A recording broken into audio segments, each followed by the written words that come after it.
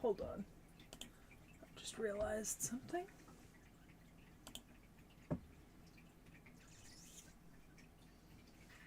You know what? It's not going to matter all that much.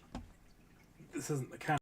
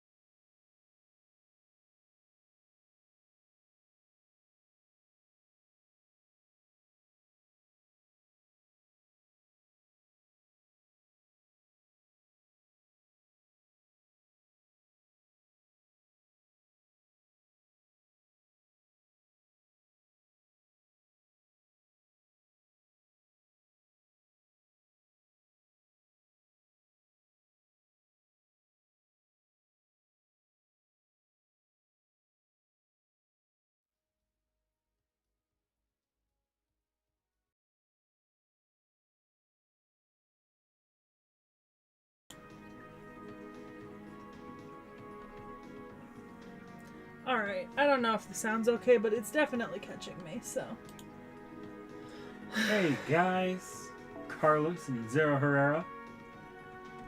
Yeah, I didn't realize Sekhie had the little phone stand there for sure. Honestly, that's very smart. The best part is, like, that probably saves so much cord trouble. it really does! It's not perfect, but it really helps. I noticed it last time, especially because I tend to like sit back from my stream when I'm on here because I moved the stool that was under the desk that we've been using as a footstool for like 6 months. It is now in the kitchen. And so I have to use the chair, but that means I'm like automatically leaned back. Hello everyone. Just, you know, before any teaching gets started, we're gonna Daily friend point. Yeah, I've been trying to do it. I admit I have not been I had like a 4-day login streak, which you know for me was fucking fantastic. Nothing new. Alright. Some stuff you might need to fuck with later, but I'm not too concerned about that right at this very second. Hi Justice, hi Fake Storm, and Carlos and Zero Herrera, of course.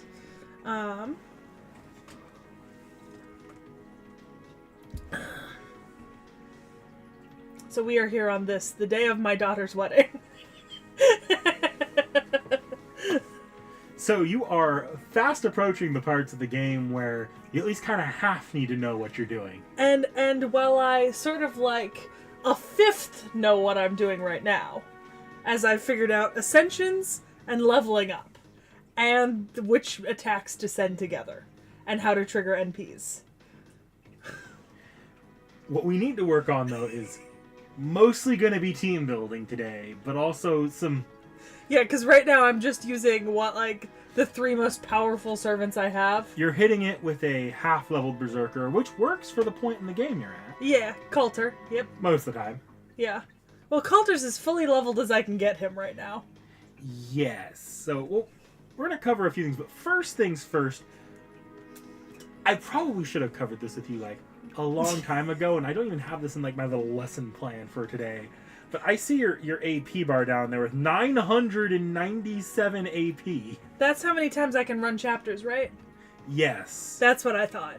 We're going to teach you how to convert that into storable AP. That way you can continue to regenerate new AP instead of just relying on the level up stuff as it comes. Oh, okay. So click that plus button there. You're going to go down to the bottom right there. Oh, the exchange? Yep. And if you just drag that all the way to the 24, I would actually do... How much? What's your max AP right now? 72. Do one less than max. So 23. Yeah. Okay. And now you can use that apple whenever you run out of AP. So reason for doing that is you do want to rely on having... Ooh, maybe we should do one more.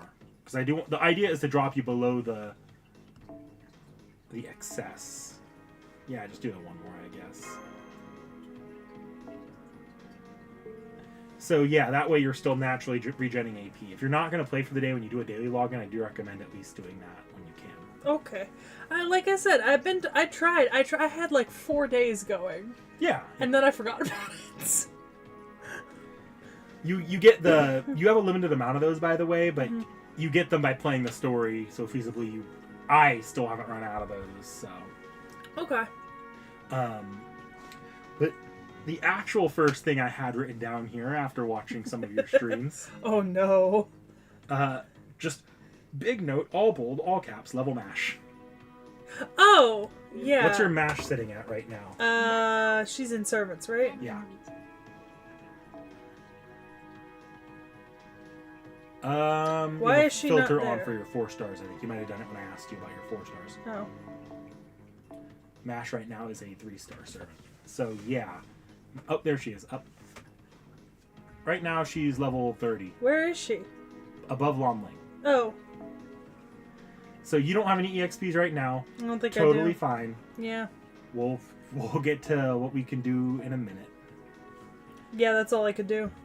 But just when you have EXPs, I do recommend just dump them into her. It'll save you a lot of pain in the long run. Okay. The other thing is, and we'll get to this later as well, you probably do want... I need you to know, Tacos just said, Oshite, NikNak Senpai!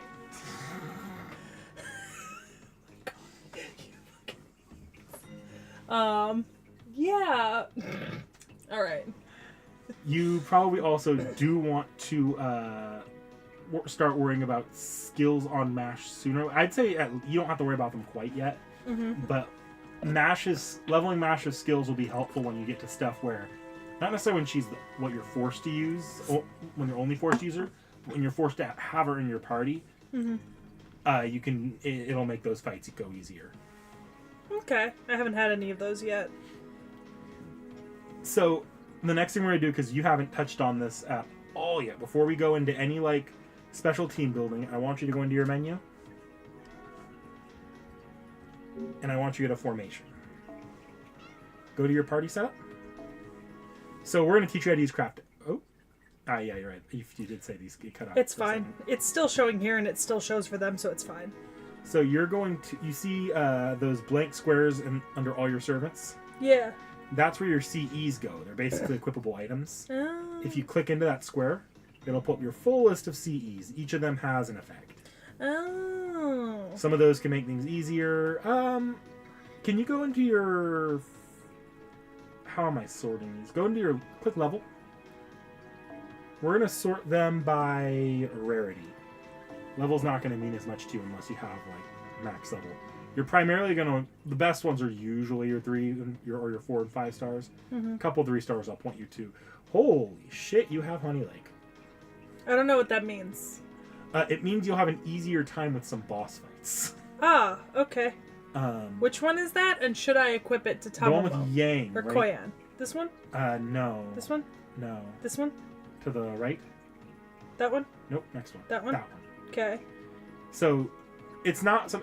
This is going to be more situationally useful, but in some boss fights, the boss will have, like, chance to take no damage because of invincibility. Using Honey Lake, you can ignore that mechanic altogether. There's also other servant fun uses of Honey Lake. If you have servants that can stack burn or things that you can stack burn with, you can use that to get more damage out of it. But that's... Should I put it on Koyanskaya? No. Okay, didn't think so.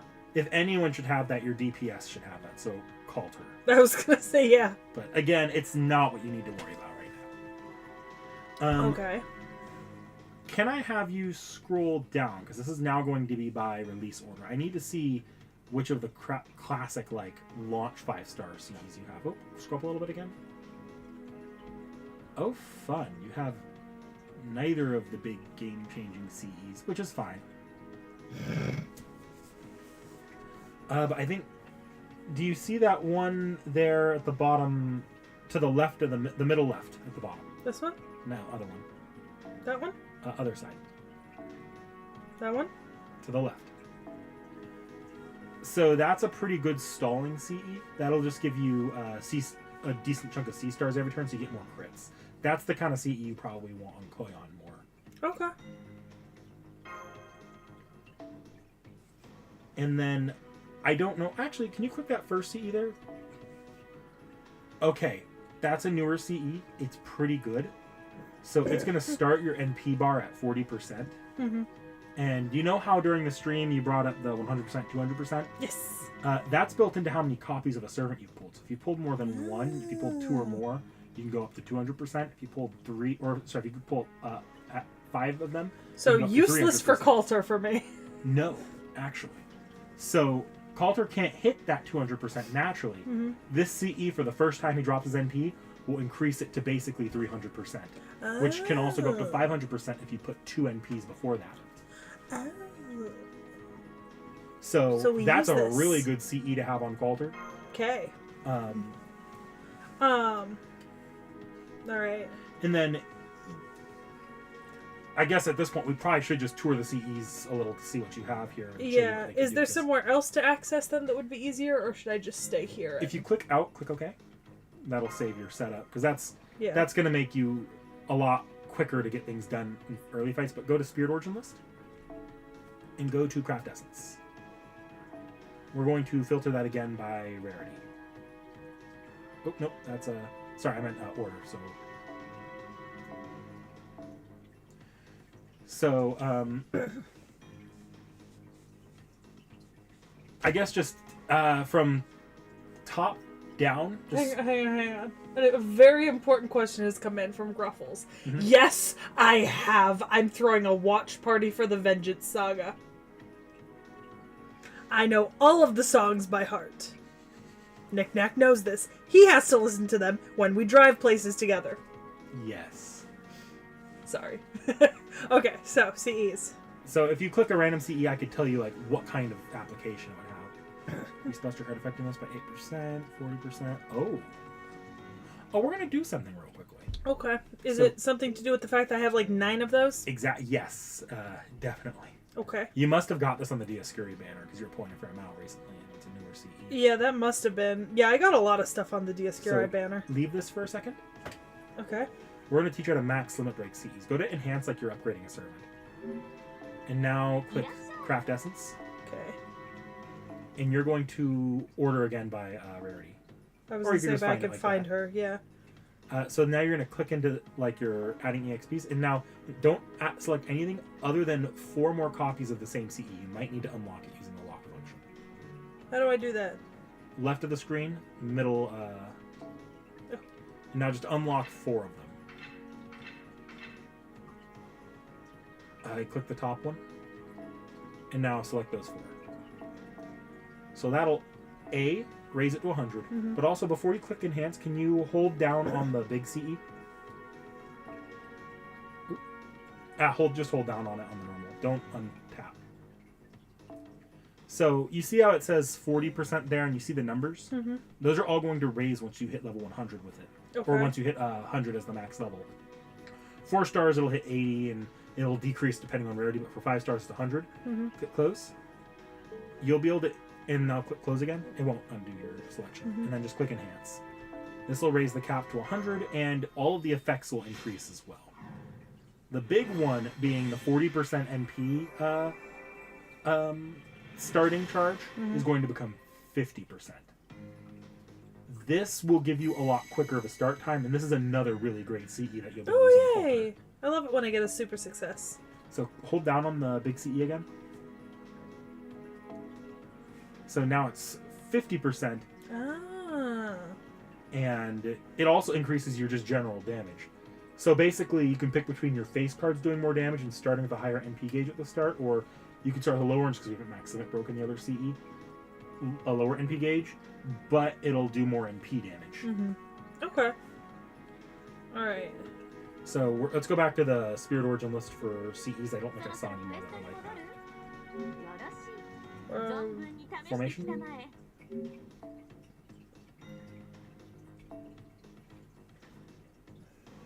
Okay. So let's see here.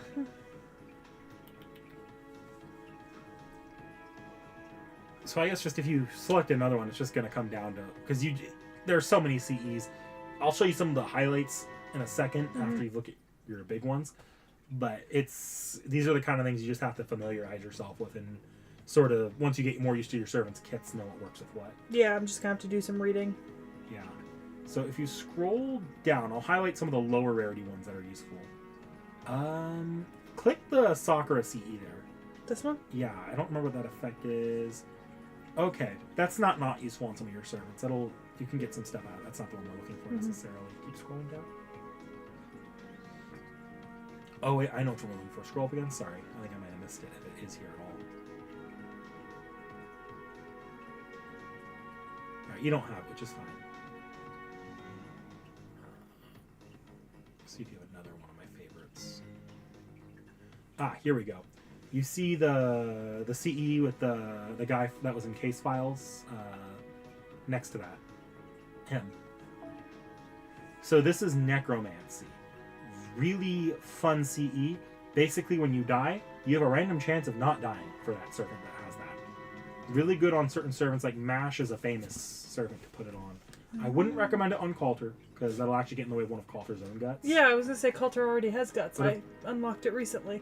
But if it's a servant that's if it's a servant that you would put at the end of your, not at the end, basically your last servant, this is going to be really good on if it's the last one alive. Dakota Doyle says, I see an EXPCE. EXPCE. Oh, we'll cover that in a second. How'd you get EXPCEs? Click out of that? I have no clue. Also, Gruffles, I think my favorite so far is either Legendary or Little Wolf. But I really like the Telemachus songs. So scroll down a little bit more. I just want to see the rest of your 4 stars, because 4 stars are the few ones that are worth really noting. Okay. No, nothing. Yeah. Nothing else in your 4 star. Okay, I see them here. Scroll down again. So you see those CEs that are like out of 1 level? 1 out of 1. Are they on screen right now? No. It's a 3-star CE, so it'll be lower. Oh, okay. There it is. Yeah, 1 out of 1. Those are what they're talking about, EXP CEs. Oh. Those will raise your EXP level faster on CEs and just feeding CEs other CEs. Unless you're doing like weird CEs bomb stuff. That's when you're leveling CEs. I do recommend it when you need to clear out your stuff, but unless you're playing events, you're not going to get a lot of these. And really, right now, you need to focus more on the right CEs and having max limit broken CEs when you need them. Actually, scroll through. I think I see one I like. No, never mind. That's red. What'd you think it was? I thought that was a Sakura CE. So there's a Sakura CE that would give you, it's either Sakura or Ilya, depending on when you would have got it. That'll give you a good amount of starting charge. Yeah. You don't quite have it, though. Adorable. Alright. I do have my nemesis. Yes. Scroll down to your 3-star CEs. There's another one I want to look for here. It's going to be towards the bottom, probably.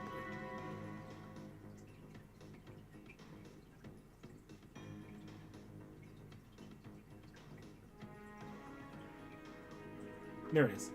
So you see the jeweled sword there next to the... Yes. So I do want you to max limit break that since you have 5 copies. But that'll be a really cheap option for having a starting NP charge. Okay. So if you ever don't have enough party space, or if you need an extra CE that gives you NP charge, it's not going to give you as much as other ones, but it's still a great option to have that, to keep that one in mind. Okay.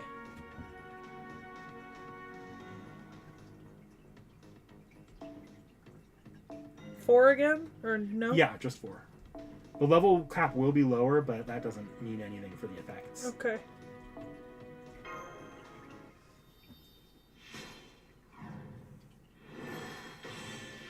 Nice.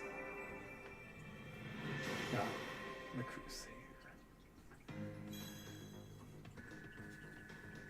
Crusader. Alright, so these are your CEs. Very, very useful. I do recommend just, if you ever want to play around with using servants, look at your CEs. Filter option will actually give you options on what's to filter out the effects of CEs. So you can kind of look at that and figure out what you want your servant to do. Should I care about that little 62 orange bubble over my skill tab? No, never care about that. You're going to want to level skills methodically or based off what servants you want to make more usable. Okay. This is not like the pulling friend points where it's like, oh, this is the amount of times you can do it. That will drop dramatically as soon as you do even one, because it's like, oh, you needed the same mats for 50 servants. All 50, and you're out of that mat now. Now, like 2 of them. It was like the ascensions when I started doing them. Yeah. Except ascensions are much less costly than skills. Yeah. Okay. So the next thing I want to do is, and we're still on the topic of basically items. You're gonna click menu again. Okay. Go to your party formation again. Party setup. I don't think you actually have any, but the bottom left there, you see Master Equip? Mm-hmm. So you only have this one outfit right now. It's Mystic Code. Yeah. You can get more Mystic Codes that will do different things. These are to do the fancy little outfits we saw before. Yes. Let me show you. Let's see which ones we can get here. So close out of that real quickly. Go into your store for me, the Rare Monoprism shop.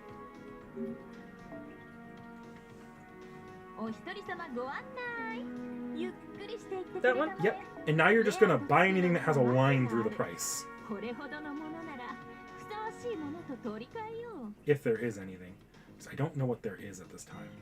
There might not be.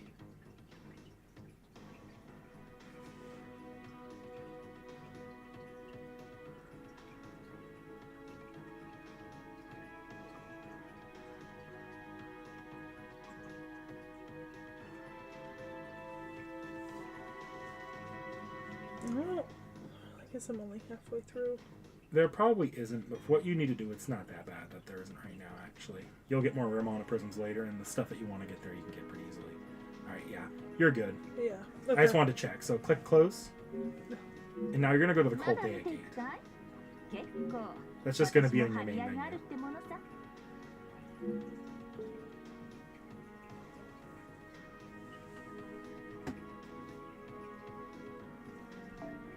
So you see those three up there? Those are your Mystic Code unlock quests. Okay. You'll see those sometimes. Sometimes there's limited time ones, but these 3 are permanent, so you can do them at any time. The big ones you want to do are going to be the top one. There's probably the one you want the most, the combat uniform. Okay. You want to unlock that one because that one will let you take someone from your front line and switch them with someone from your back line. Okay, and basically I would just do the 3... The quest through and it would give it to me? Yep. Okay. And then at the bottom there... The Atlas Institute uniform.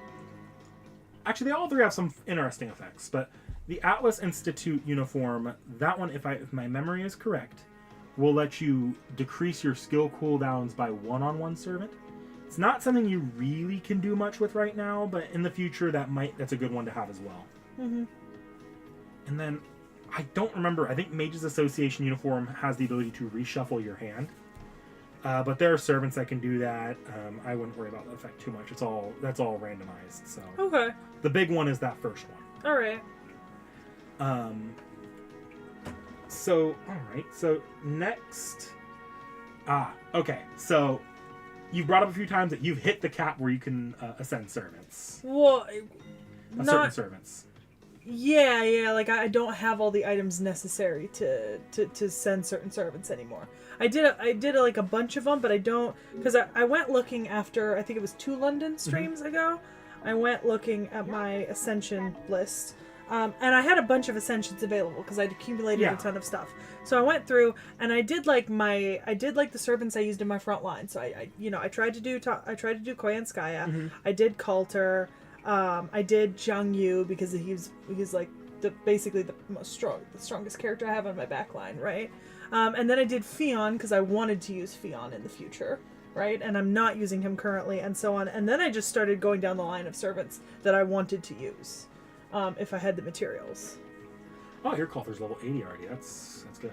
Yes, so I managed to ascend him twice at that time and do the level ups for it. He was only 1 star before. Yeah, he'll be able to get that level 90 pretty quickly. He's not that hard to ascend.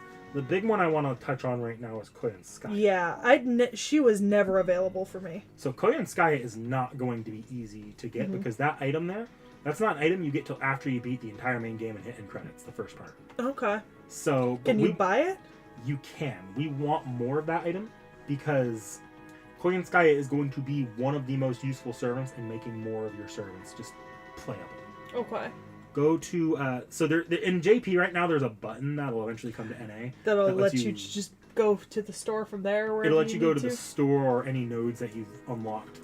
But we don't have that yet. No, we don't. So you got to go to back to enhancement, menu, shop, and we're going to go to the Pure Prism shop. So this is before we buy the item. How to know which items are going to be harder to get. Okay. These items.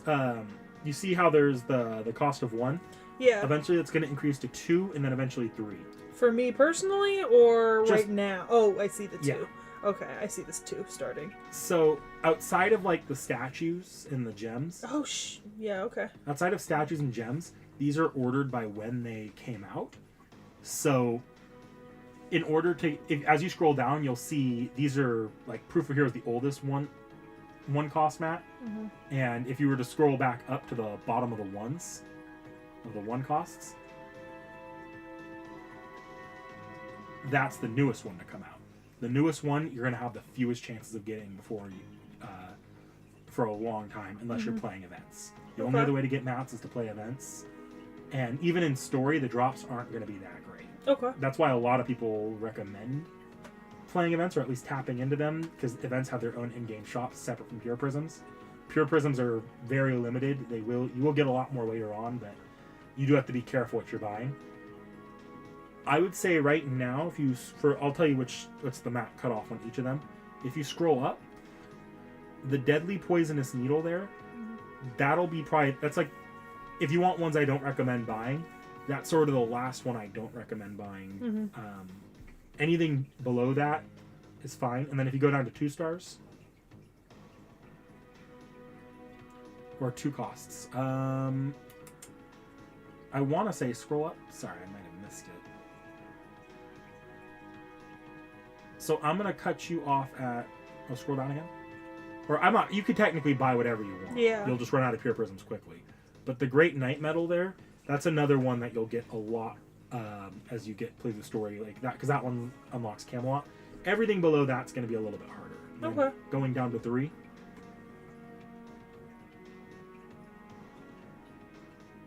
The last one here, I want to say it's going to be the Bloodstone is the last one for part 1 there. And then right now at least, I wouldn't recommend buying any gems or statues. Because those you'll get just by playing through the story pretty easily. Okay. Not in large quantities, but enough. So, but we're gonna scroll back up. We're gonna buy some of the. The spinal fluid. Yeah, I do want to see what Koyan Sky's next one is, even if we don't have the EXPs to level right now. Because Koyan Sky is one of those servants where I'm like, yeah, you want her level. I think I need 18. I have 4 and you need 22? Yes. So I need 18.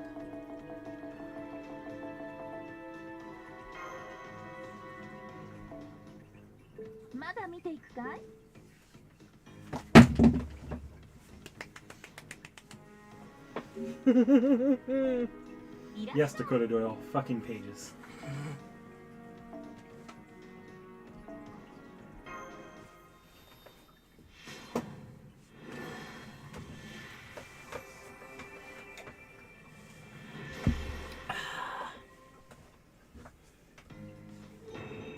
I can't remember if this is the Ascension or if it's the next one. I think it's the next one. 進行集まってまいりました。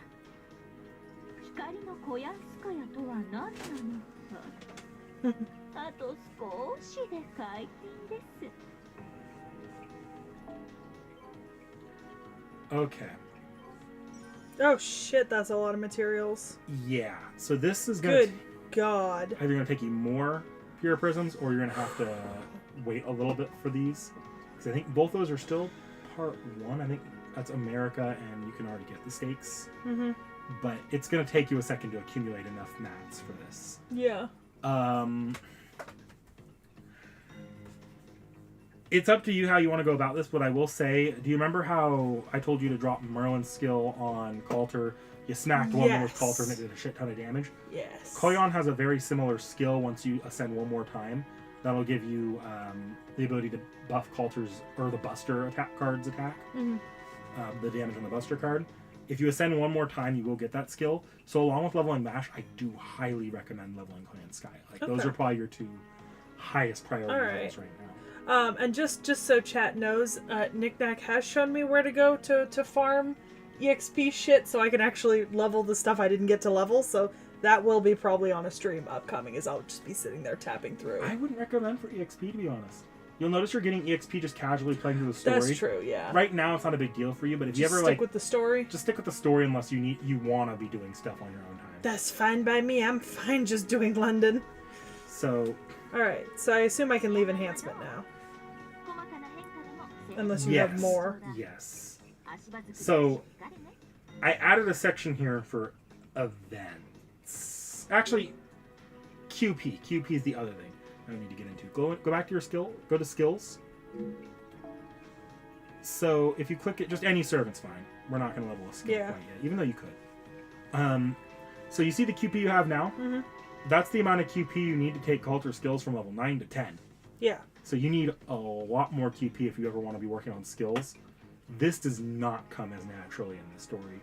You get like a couple big drops where they'll give you a ton of QP, but overall, QP is going to come mostly through quest rewards, like when you complete tutorial stuff, or when you're just you'll get it out of the most random places right now. But this is something you might actively need to grind for on your own time if you want to be doing skills. Okay. And skills will be important, not necessarily in part 1. Part 1, you can literally borrow a God Arjuna and solo the entire game. But which I do quite frequently. Once you start hitting 1.5 with the remnants, those might kick your butt a little unless you're like being a little bit more cautious about what you're doing. Okay. But yeah, I just wanted to highlight QP real quickly. That's all there. I love the people commenting about hell. Farming hells. Everyone's in some kind of hell. It's always one or the other. It's either you're in mat hell or QP hell. Or it could be both. I'm in both. I'm currently in neither, but that's because I'm so early in the story. Yeah, you haven't really started on anything yet, so you haven't hit the depths of despair. Alright. So, God, I wish there was an ongoing event right now. I could show it to you, but the current event you're currently locked out of because it's story locked. Oh, there isn't like a single event that I could do? No, the events... Oh, yeah, it's grayed out. That one's grayed out, yeah. Hang on. I want to do something real quickly. Show you the event on my screen here. Okay. So, you can... Give me a second. I'm opening up a brand new thing. If this throws chat into a dimension of a hellscape dimension. It's because I haven't tested this thing yet. This is my new adapter. Oh. The last adapter I bought dropped everything into like a black and white filter and dropped the pitch of all of the music to sound real slow, like a. Wait, adapter for what? So I can hook it up to the capture card. Oh. So I'm gonna put my phone up in a second and show you. Good luck with that. It's just switching out the HDMI cable. That is true. Okay, I'm gonna let's see. swap spots for a second if that's fine with you. Or I can just pass the cord to you. It's long enough. Here, give me a minute. I'll mute my own phone. So I've got extra length on the cables. No issues. Alright, this will be the first test of this adapter. This I could did go. not know this was going to happen, but, you know. I brought this just because there's a few things I do want to show you on my phone that we can't do on yours. There you go. It's working. Oh, yours is all fancy. You have a fancy login screen. You don't have the same login screen as me. No, that changes. This is bullshit. 3 more times from where you're at. Let's see. Zero Hara says that they recommend I should farm the hell out of the upcoming lotto event. So I'll bring up lottery events in a second. You have different music too. Oh, that's just because of the ongoing event. You actually probably have that music if you click my room as well. Oh, because you went into your room. Okay. But yes, I do get different music on the screen, if you notice. So this is the event. I've been farming this, so I don't really have that much I can show you. But the event's always... So this event's interesting. It's always going to have story. It's always going to have unlockables. But the big thing, unless you care about any specific unlockable, any specific CE, or if there's an event serving you want to unlock, there is for this one. Mm-hmm. This is the little Ellie Chum. This is the 8 Dragon Ellie? Yeah. Yeah. It's this shop here. Turn your sound down a little on your phone. It won't not long ago. Mine does. Well, fucking iPhone. when you're in this shop, you see how I have there's the currencies up top. Yeah. This shop's a separate in-game shop from the Pure Prism shop for grinding mats during the event period. Oh, so you can get the mats here too. Yes, and you can usually get them in decent quantities here too. Okay. Like here's the spinal fluid you need. Yeah. Or you needed. Now, this one's not as useful because it requires being so far into the story. But when you have events that you can play that don't require you to be so far in the story, you can get mats way earlier than you would otherwise. So you don't need to use Pure Prisms. Okay. Let's see. The other thing is usually events have separate mechanics. And if you have, so like this event, all these little these mats to the side of little Ellie-chan there. Mm-hmm. As I'm grinding, I'll get those randomly, or I'll get those as I fill up those gauges. That's not the case with every event, but that's this event's gimmick. Okay. What chat wanted to bring up though was one of the best events for grinding mats is lotto events, where there are boxes with about 100 things in them, like QP, EXP, and various mats, along with either statues or gems. Mm-hmm. Those events are usually really good for buffing your account or filling out things you don't have. Okay. There's one coming up in around November. Actually, there's 2. So the Karna event that's coming up is a lotto event. Which I was definitely going to try to play. And then there's another one that's Morgan that you won't be able to play the story of, but you will be able to play the lotto portion of. Doing those and it's all gameplay for the Morgan one, and the Karna one's like 10 minutes of story a day for like 5 to 7 days. Mm-hmm. That you don't have to read if you don't want to. But if you want to get mats and make things easier in your life, like make your life a billion times easier, grinding those events is usually highly recommended for accounts. Okay. Since you're planning to do the Karna event, I'll explain how that one's going to work, just while I'm doing stuff. So, the Karna event's going to have the 100 boxes, but within those boxes there's going to be a super rare currency. I think there's like 3 or 4 per box. Mm-hmm. You want to get as much of that currency as you can before you reset the box, because you'll be using that to buy copies of Karna to increase Karna's MP level. And to get Karna himself, you have to play through the story to the end, and you'll get a single copy of Karna. And then the ascension items, if I remember correctly, are obtained by clearing, I think, 4 boxes. So that's how you do it. You just grind out the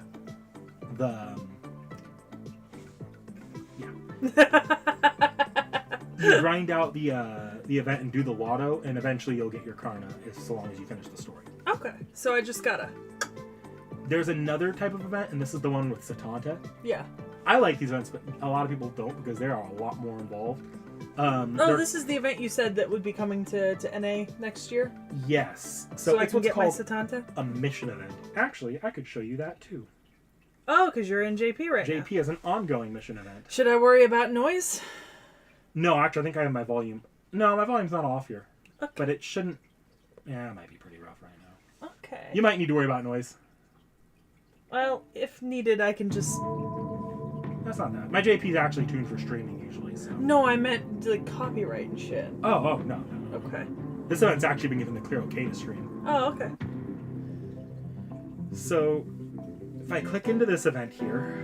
達成できたものは決していくといい。 Fucking This is Summer Oberon, そういう isn't の it? 得意だろ。 Yeah, it's costume. So, all of these are like little, kill this many of this enemy, get this many of this item. Most of the missions are like that, or get this type of drop this many times. New missions unlock every day. You have to clear them. There's no welfare for this event, but the way Satanta will be is Satanta will have most of his stuff locked behind completing missions. Okay. You unlock as you play through the story, unlocks day by day. Okay. A little bit more of Satanta, so the extra copies to make his MP stronger, are unlocked by doing extra fights after the story is over, that I believe are also unlocked by missions. Okay. But yeah, that's what that looks like. I think for now we can move back to your phone. That's all I need to show you from events. Oi. What's up? You dropped it.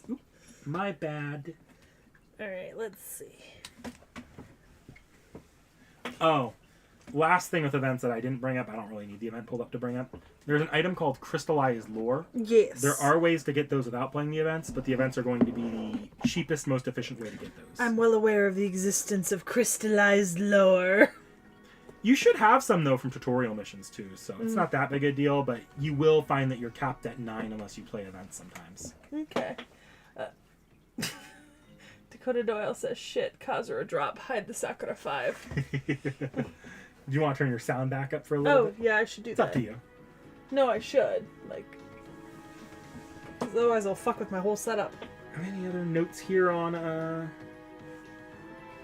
Oh, and this is a tip for you, because I know you suck at, slowly unlocking things. Oh, I so do. Events these days are usually, like with one exception in NA recently, Yeah. they take place over the course of about 3 weeks. Usually everything is unlocked or close to all being unlocked by the end of the first week. Okay. So if you wait 7 days from an event start, by then everything's unlocked. And so long as you're not trying to 100% the shop, you should at that point still be able to get the servant if you're playing like day by day pretty consistently for a decent amount. Okay. So what this is telling me is I need to set an alarm on my phone that rings at like 6 p.m. every day telling me to log into FGO. 9 p.m. or 6 No, p.m. 6 p.m. 6 so p.m. it's before the server resets, and I'll do it every day. Yeah. If you want to get the most out of your quartz. Okay. Okay, next thing. Formation building? No, not quite yet. I'm so far behind. He has to start so far back. So, some of your favorites are 3-star servants, like Classic Coup. Yeah, or isn't Fionn 4-star? Fion's 4-star, Yeah, but usually okay. 4-stars aren't going to be hindered as much. I need a gauge. I need to see who I have that's 3-star, and like below, Yeah, if you don't mind. Okay. like Leonidas. Oh yeah. So Leonidas. Mash, you don't need to worry about. She's going to naturally basically become a 5-star. Yeah. There's my Coup and Coup Proto. Yep.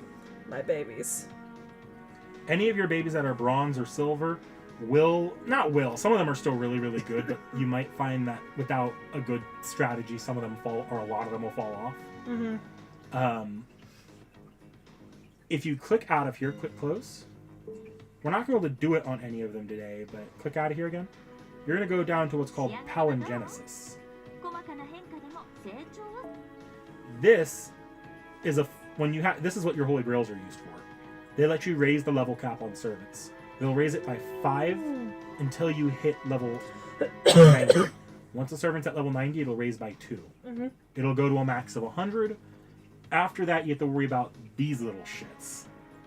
The servant coins? Yes. So, servant coins aren't even worth considering with 5 stars in your situation. They're not best spent on getting your servants to 120, and the best thing you can do with them is pump them into something we don't even need to cover today, called Append skills. Okay. But for your bronzes and silvers, you're going to get enough of those usually that you can... So, like, Jason, for example, and Ku, I could... So if you wanted to raise them past level 100 up to level 120, there's not as much harm in dropping their servant coins here. Okay. But if I had anything that would stop you from doing that, level 1 to 100, pretty normal. It's leveling your servants. It gets a little tighter as you get closer to 100, but it's relatively fine. Yeah. Every level past 100 is the equivalent to leveling one servant from level 1 to 100. Oh, okay. Lovely. So that can take a really long time. So they hate a lot you. of the XP. Yes. I've only gotten one servant to 120 on both of my accounts. So what you're telling me is that Fate actively incentivizes you to just get 5-star servants to begin with, and to just say fuck it to anything lower. No, some servants are really like Ushiwakamaru hits harder than like a Ozymandias, who's like a big 5-star rider right now.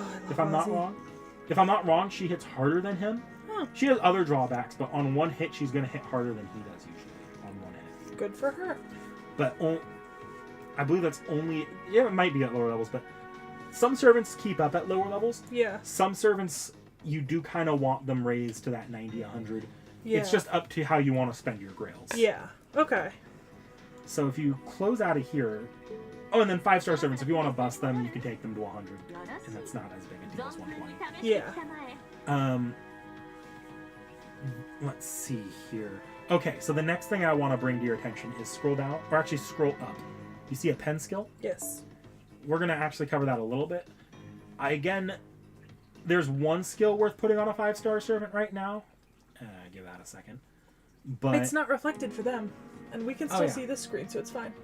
There's one skill worth considering for 5-star servants, and later there will be kind of 2 depending on the servant. Mm-hmm. But for the most part, this is mostly something that will be easy for you with 1 to 3 stars.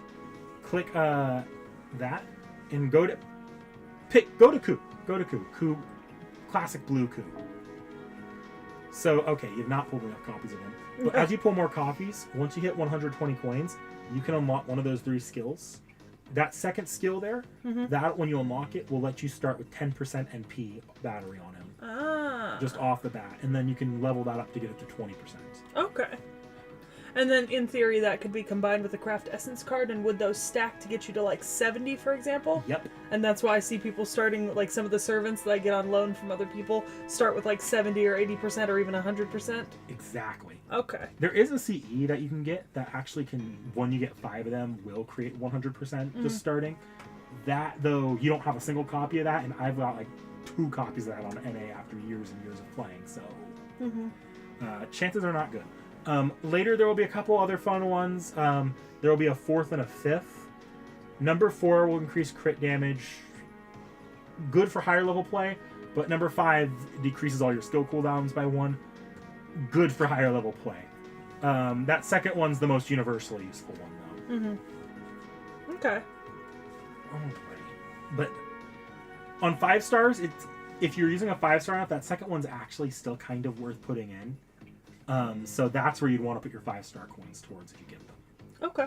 Like your Ku Alter, depending on how much you've used him, might actually be able to do it. I wouldn't recommend it right now. I mean, we can look.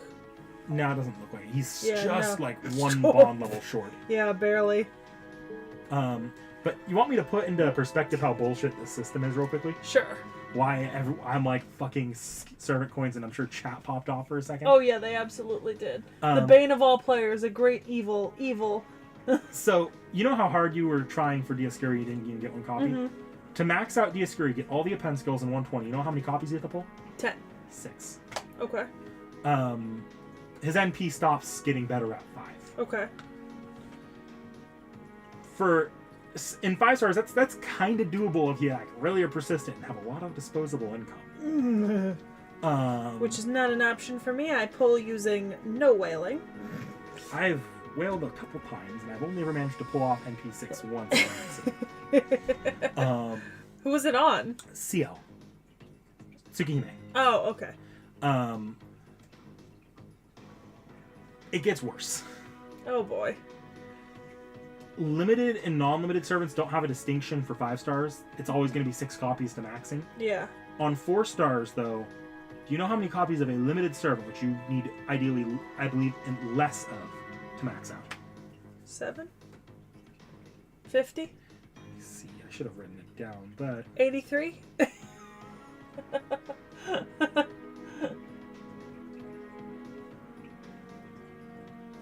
so if I click into my little guide here on servant coins, to max out.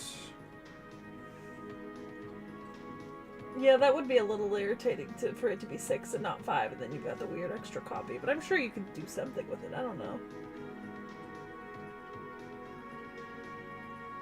I'm sure chat might already have the answer here that I'm looking for. Is it 15? No. No, then chat has not. That's given the also something you answer. have to do, is you have to bond them up to 15. I haven't hit a single bond 15 on either server. Justice, what's your NP5 SSR that you might get a 6th copy of? Here we What go. is it? So, if you want to take a limited 4-star servant to max, Yeah. you would need, let me see here, 4-star servant. If we assume you're willing to go all the way to bond 15,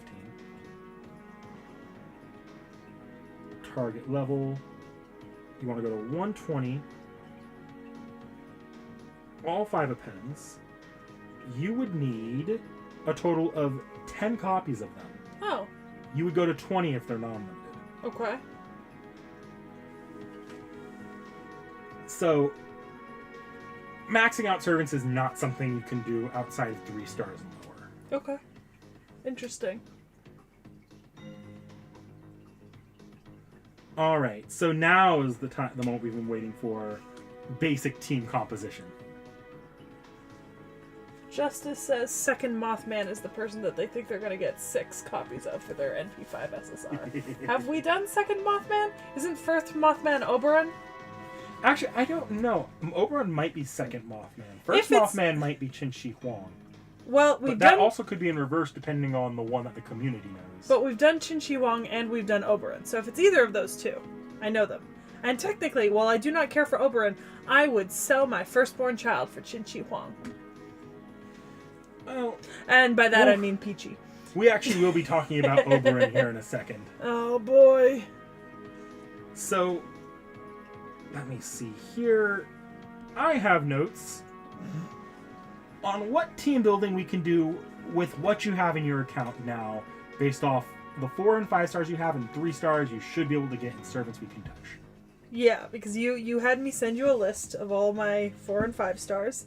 It was not a very long list. It was in No. fact a very short list. Understandable, to be honest. You're And not- it was quite limited. I think there were only 4 classes of servants on it total. I got a decent amount out of this, so you're not bad. You're not terrible. You could have had better luck, but you also aren't that active of a player normally, Yeah. so makes sense your account. Should I go to formation? Yes, go to formation for me. So, Party setup? yeah, let's go to party setup here. Okay. So, What the fuck? I have a party 1? you have multiple parties. You can create alternative parties. I know, but I didn't realize I had other parties created. It's like if you ever want to have like a preset, which will actually become very important here. this is how you do it. Well, yeah, no, because I know I've played other gacha games that have a system like this where I can set multiple, like, pre-selected parties. I just didn't realize I'd set... You didn't set these. These are automatic because Okay. Ellie was your first pulled servant, 4-star. No, but that I definitely did do something Yeah. for. Okay. Interesting. You've been mostly using party 2. Yeah. Which is fine. So, you've seen it now, the 3 different card types, and those are applied to NPs Yes. as well. Those 3 card types and their NPs each have their own meta and how you make that servant really pop off. Okay. You have one very large chunk of the Buster meta already. Okay. Koyanskaya is pretty damn necessary to make most Buster stuff work these days. Okay. I'll tell you the higher level strategy for that later, but I already mentioned the drop Buster on Kualter. This does not apply to Zhang Yu's. This applies to Kualter's MP, but if you click into Zhang Yu, he has a quick MP.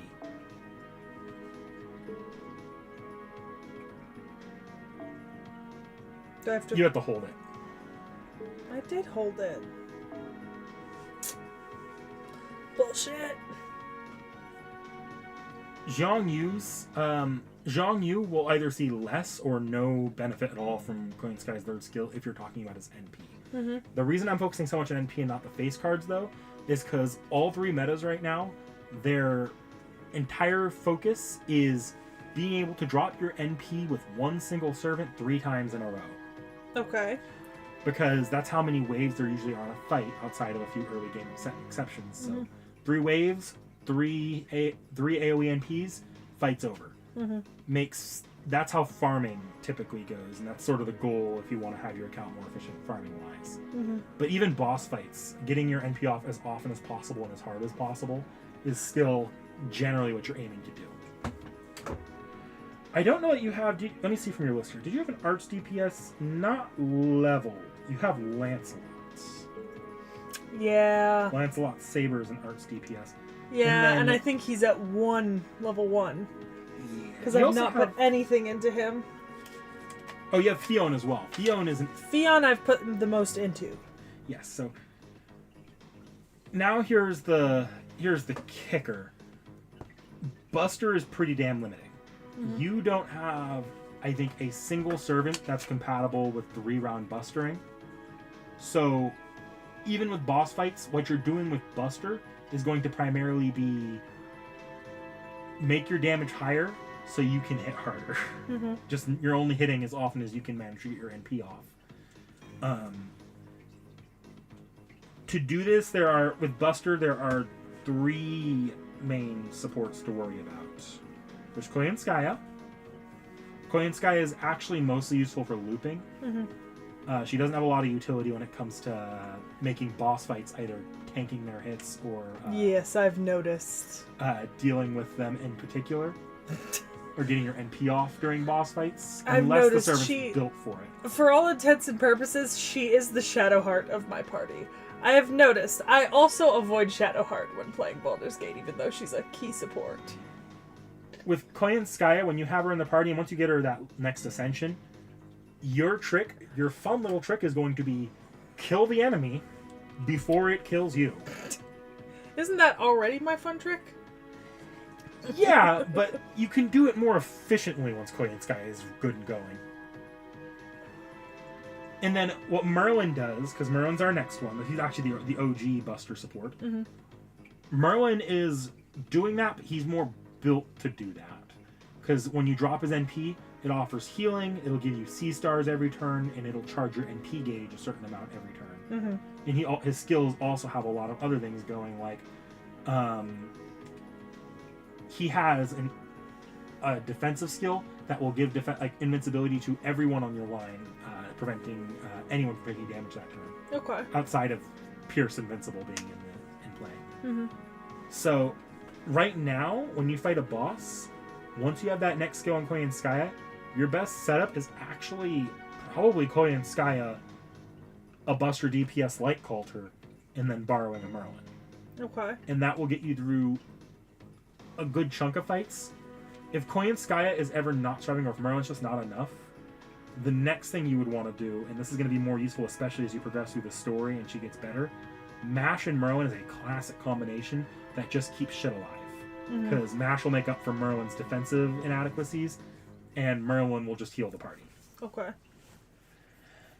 That's going to get you through at least part 1, if not part 1.5, if you start doing that.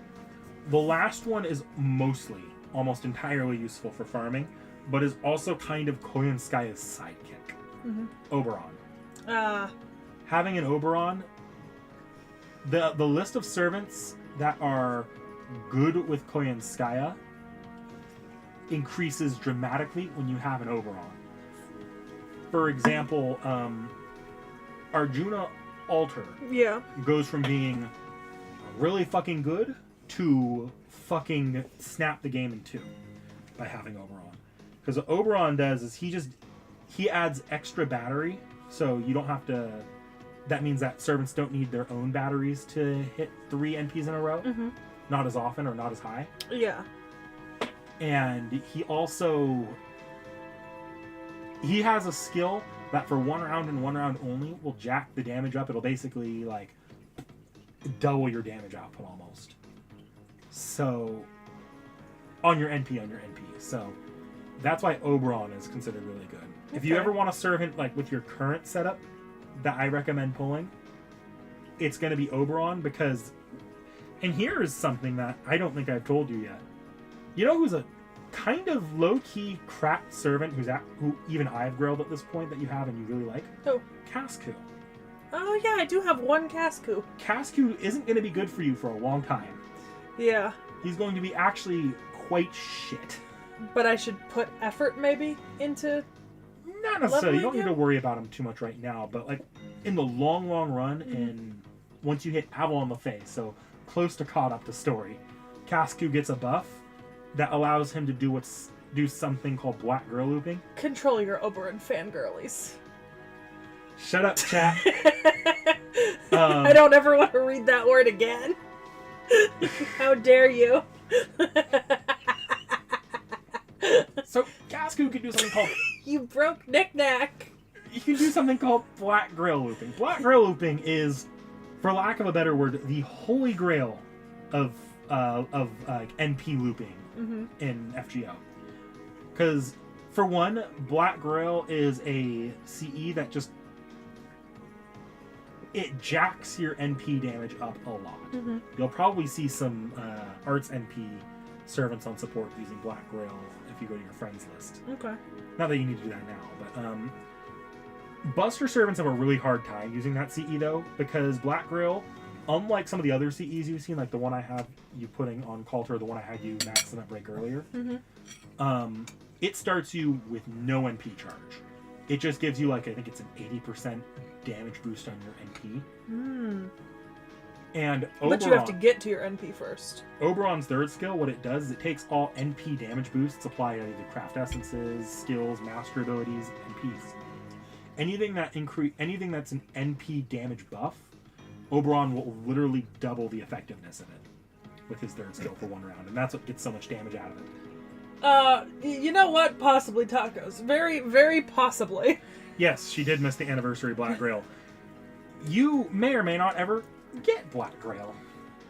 So, that might not immediately mean a lot to you, how good Black Grail is in the long run, but being able to Black Grail loop means another thing too.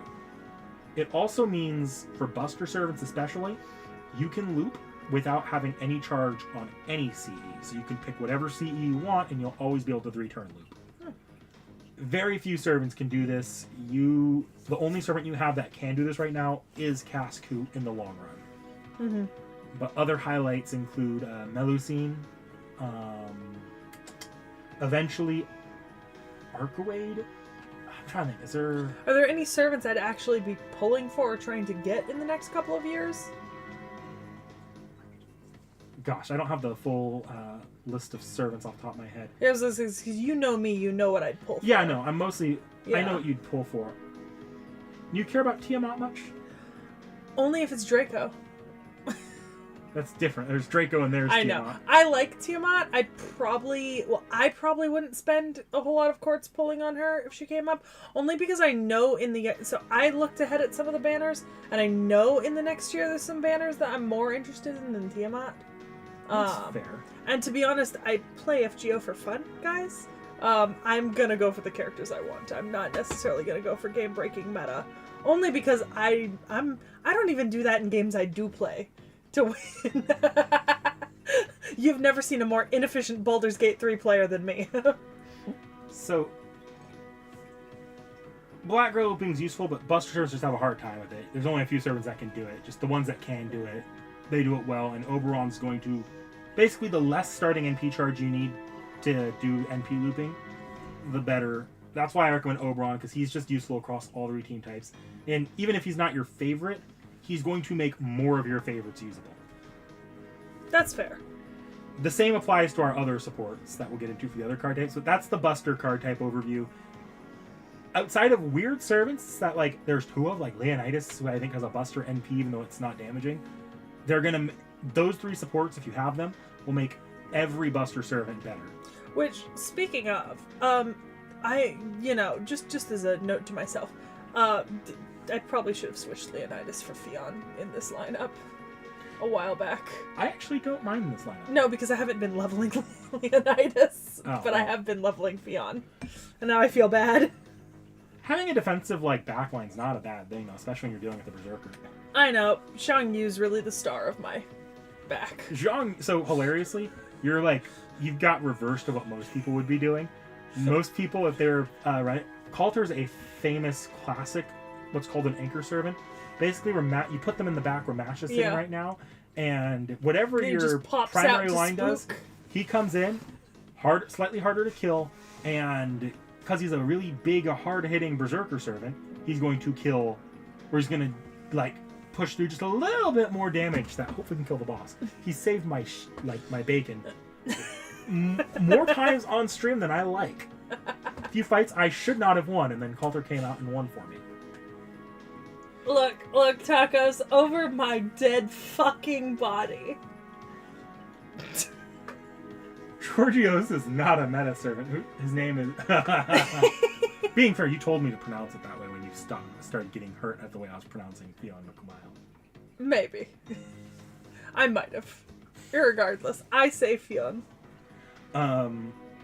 So now we're going to move on to... Well, actually, I'll go ahead and go over your AoE Buster servants that will benefit from those Buster Sports real quickly, because I did actually list them. So Cleopatra is an AoE Buster servant. Oh! Who would benefit from having more options. And Clan Sky has a good start. Like, you will still be able to clear at least one wave for a lot of damage with that. Okay. I do have a Cleo, and I think I have put some effort into leveling her. Minamoto no Raiko. No, I've put no effort into leveling. Used to be considered top tier. These days, not so much, but she still would make clearing a single wave really efficient. I'm afraid of her.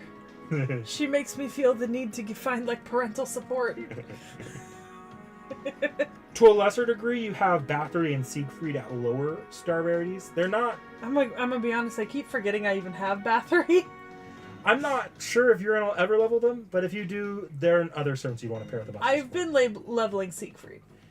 Siegfried's situationally useful. I'll tell you a specific strategy on how to make Siegfried good. Actually, you don't have that servant done with Sekhie reacts yet, so it doesn't matter yet. Yeah. As far as... Oh yeah, and then for single target, you have Kualter, Penthesilea, and Ibaraki Doji, all if you want to just hit a boss one time really hard. I'm gonna be honest, I totally forgot I had Ibaraki Doji when I was doing Ascensions and leveling, and then I realized, and I was already almost out of leveling stuff, and I was like, fuck! I wanted to level her, but I forgot I had her, and she was like, for some reason, she was all the way at the bottom of my list. So like... And then lastly here, I have a list of... No, you two. No. She is not parental No. No. And then at the bottom of my list here, I have low star units that fit into this as well. Because I only listed 3 or 5 stars. Mm-hmm. I'm not going through all your Buster AoE 4 stars or 3 stars lower because a lot of them are quite shit. But the big two, I already brought up Kucaster. He's going to be useful much later. And Arash is a classic one because his NP hits ridiculously hard and then he dies. Yeah. So if you ever want to clear one wave, just put him out there, let him go at it. Yep. So it's a valid strat to put him in first, second, or third place and then put someone strong in the back lineup to replace him. Yeah. So next, let's go over, ironically, one of your... we'll go over arts. So can you go to the Fion team? So arts is a little bit simultaneously trickier for you, but also a million times more accessible. Because Buster, I brought, there's a lot of restrictions on what you can and can't use with what to be able to use things efficiently. That's a lot less true for arts. Mm-hmm. Arts is probably, of the 3 card types, the single most cracked and easy to get into. Okay. And that's because you should already have a pretty damn good art support with you, just in low rarity. It's a silver servant. Can you click into your servant lineup here real quickly? Whoever you want to. I wouldn't replace Fion because he's actually going to fit this team, but... okay. Scroll down. I don't know for sure if you have her yet. Who am I looking for? Zufu. I don't think so. Okay, so you don't have her yet. I was going to say, because I've got Lan Ling, but I don't think I have Zufu. You don't have her yet. You will have her eventually. Yeah. You can get her in both the friend point summons and in just generally whenever you randomly pull. Mm-hmm. Zufu has a arts buff and a NP gain buff. On their own, like, you wouldn't bring 2 Zufus. Like, you can bring 2 Koi and Skias, and that's actually often the preferred meta for farming. Same with Merlin. Not so much with Oberon, but you can. Mm-hmm. You wouldn't necessarily bring 2 Zufus together. But what that does mean is that you have a servant that can do that, and that pairs really well with borrowing another friend's arts support servant. You have, of the higher rarity art supports, there are 3 major ones. The oldest one is Tomomo no Mai, who sort of fits into that Merlin role of longevity, but Tomomo no Mai does a couple other things other than that longevity creation. Mm-hmm. Tomomo no Mai can also solo servants, but that's beside the point. Okay. You might randomly get a Tomomo no Mai one day. She's in the general pool, which is unique for support servants. Okay. But the other 2 you will not get unless you go out of your way to get them. I wouldn't necessarily say you should on one of them, but the other one, maybe. And chat's been told you, or not now, but has told you before, you should probably Who are they? Go for them. The first one that you probably don't need to go for is Lady Avalon, the Proto Merlin. Proto Merlin is literally Merlin, but arts. Okay. Tomomo no Mai does a few different things than Proto Merlin does. They both have their uses. Tomomo no Mai is a little bit more sensitive as to the servant you're using. Mm-hmm. Proto Merlin's again just Merlin. But the other one is Artoria Castor, which is why you've seen her 500,000 Castoria. times Yeah. in friend support list. She is, if there is a best servant in the game, best support, it's her. People say that there are no servants you absolutely have to have, but if one comes anywhere close to that, it's Castoria. I remember. And that's because Castoria makes everybody better. Regardless of arts, bust, or quick, Castoria is a support that if you have will make all 3 types usable and will be an instrumental unit in when you use her. You don't need to have her now. Mm-hmm. If you get Zufu and you level Zufu, you're still going to be able to do some fun stuff with arts by just borrowing a Castoria. Mm-hmm. But having your own Castoria definitely opens up a lot of options. And even with other supports, like when you go over to Buster, pairing Castoria with Merlin, and then putting on a particularly survivable unit is what's called an immortal comp. Oftentimes, just won't die in a fight. Castoria has very few flaws, unfortunately. kind of breaks the game in half. And the other thing with arts, other than the fact that you have Castoria who pairs with pretty much anything, the other side of arts is it is the one, but arts inherently has higher NP gain because you notice the card increases your NP gauge more. Yeah. So, because this meta is so focused around looping your NP, arts just has the cleanest, easiest path to that.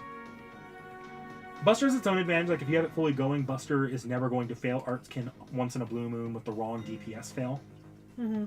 Buster will never fail, but arts is going to do more damage usually and be a lot more consistent. Mm-hmm. And it's just better in boss fights. Theon being an arts AoEer, if you get your Zufu leveled and you use a Castoria, he'll actually, like when you're fighting archer nodes, if you level his skills and have all his upgrades up, he should be able to just, on easier archer nodes, just 3-round it. Quick. That's the rough one. It was the first, like, real looping meta, was Quick. Quick has... One of Quick's best supports right now, or two of Quick's best supports right now, are Castoria and Oberon. Neither of whom I have. Neither of whom are Quick support servants. One is an art servant that just happens to have NP gain, which pairs well with making Quick better.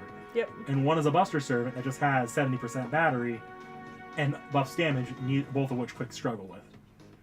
So, question. Yes. How do I tell if the servant is Buster, Quick, or Arts? You just click into them and look at their NP. So it's in the NP? See how the NP is blue? Oh, It's okay. Arts. Alright. Gotcha. Green for Quick, red for Buster, Yep. like usual. With Quick servants, you're basically playing arts, which is... The way arts works is you hit a certain number of times on an enemy, and it'll charge your NP gauge to max.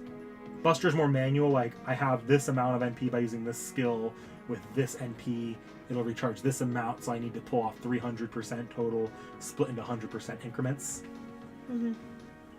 Quick is arts on a hard mode, because it's not generating as quickly, and you usually have to rely on being able to kill the enemy really quickly, like early in the amount of hit counts that your NP has. So if your NP hits more than once, you want it to kill earlier. It's the most technically complex one, but it's also the one you're most likely to actually be able to roll into while rolling on your favorites and only your favorites. Do I have a lot of favorites that fit with... You know who the two dedicated Quick supports are? Skahak Scotty and Skahak Scotty Summer. Guilty as charged. You know, Don't I have... No, I don't have you the have Skahak. Skahak normal. Yeah. Which We'll means come- I don't have either of the Skahak Scotties. We'll actually pop into Skahak normal in a second. But, Are we gonna build me a Quick team? kinda. So, if you scroll over here, so switch Bathory for Zhang Yu. Zhang Yu's probably your leading Quick DPS right now. He's AoE. You're not going to be able to 3-round with this, by the way. Yeah. I don't expect to. So, can you shift mash to the back line? Oh. You're just drag and drop. And now, Zhang Yu is your Quick AoE servant. He's not usually a good looper in the first place, but it doesn't really matter. Right now with Quick, you're just going to be focused on hitting hard and hitting once. Mm-hmm.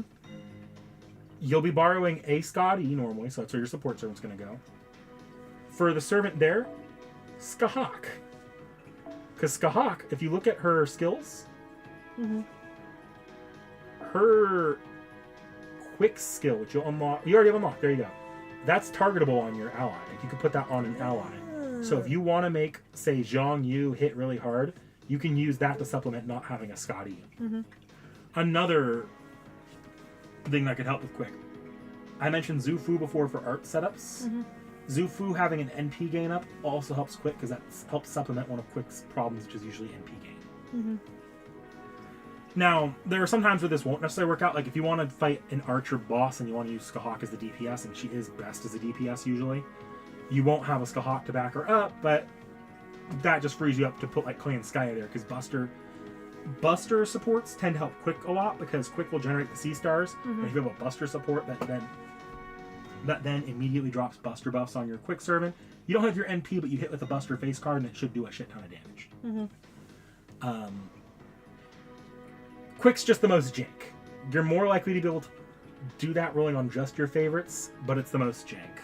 And even then, to make Quick more consistently usable, you do still want Castoria or Oberon. Like, if I'm picking two servants that you want to make all of your favorites usable, Castoria and Oberon.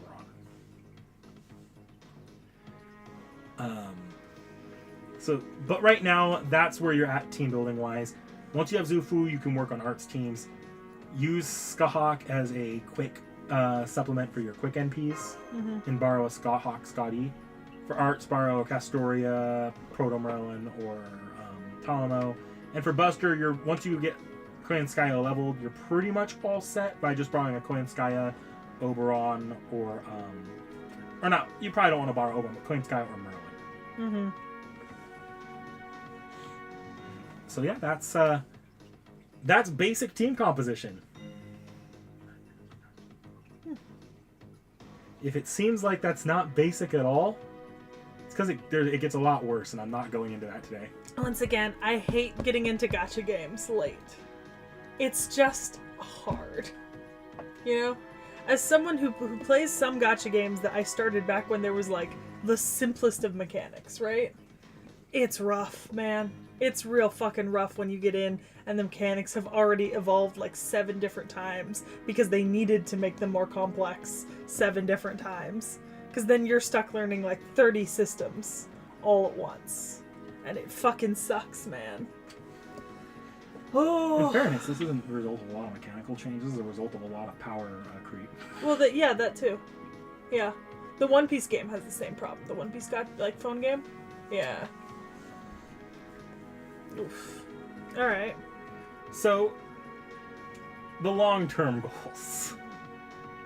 If you play the game in the long term, or you get real serious about it, you do want to be hitting that 3-turn NP looping. Yeah. I actually already went over a lot of this of like talking about Black Grails and stuff.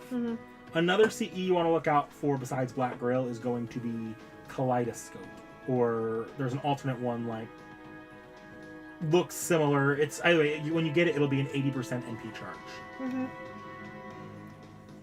Having one of the 2 CEs that give you 80% will make being able to pull off NP looping a lot easier, because you can usually at that point sort of jank your way into borrowing other servants to be able to do the NP instead of just yours.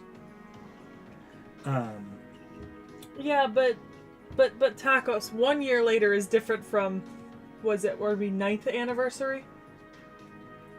Are we on 9th anniversary, JP? Yeah, there's a difference between starting 1 year later. Yeah, there's a difference between starting year 2 and starting year 9. FGO was not a great game when it launched in JP. Which is fair. No, most games aren't great when they first launch, but like there's that sweet spot of like a year in when like they fixed the worst parts of it, but it hasn't needed to get like super complex yet. Let's see. Do I have any notes worth the long-term section here? Not really. I can show you what looping looks like if you really want me to, but I think I kind of get the picture.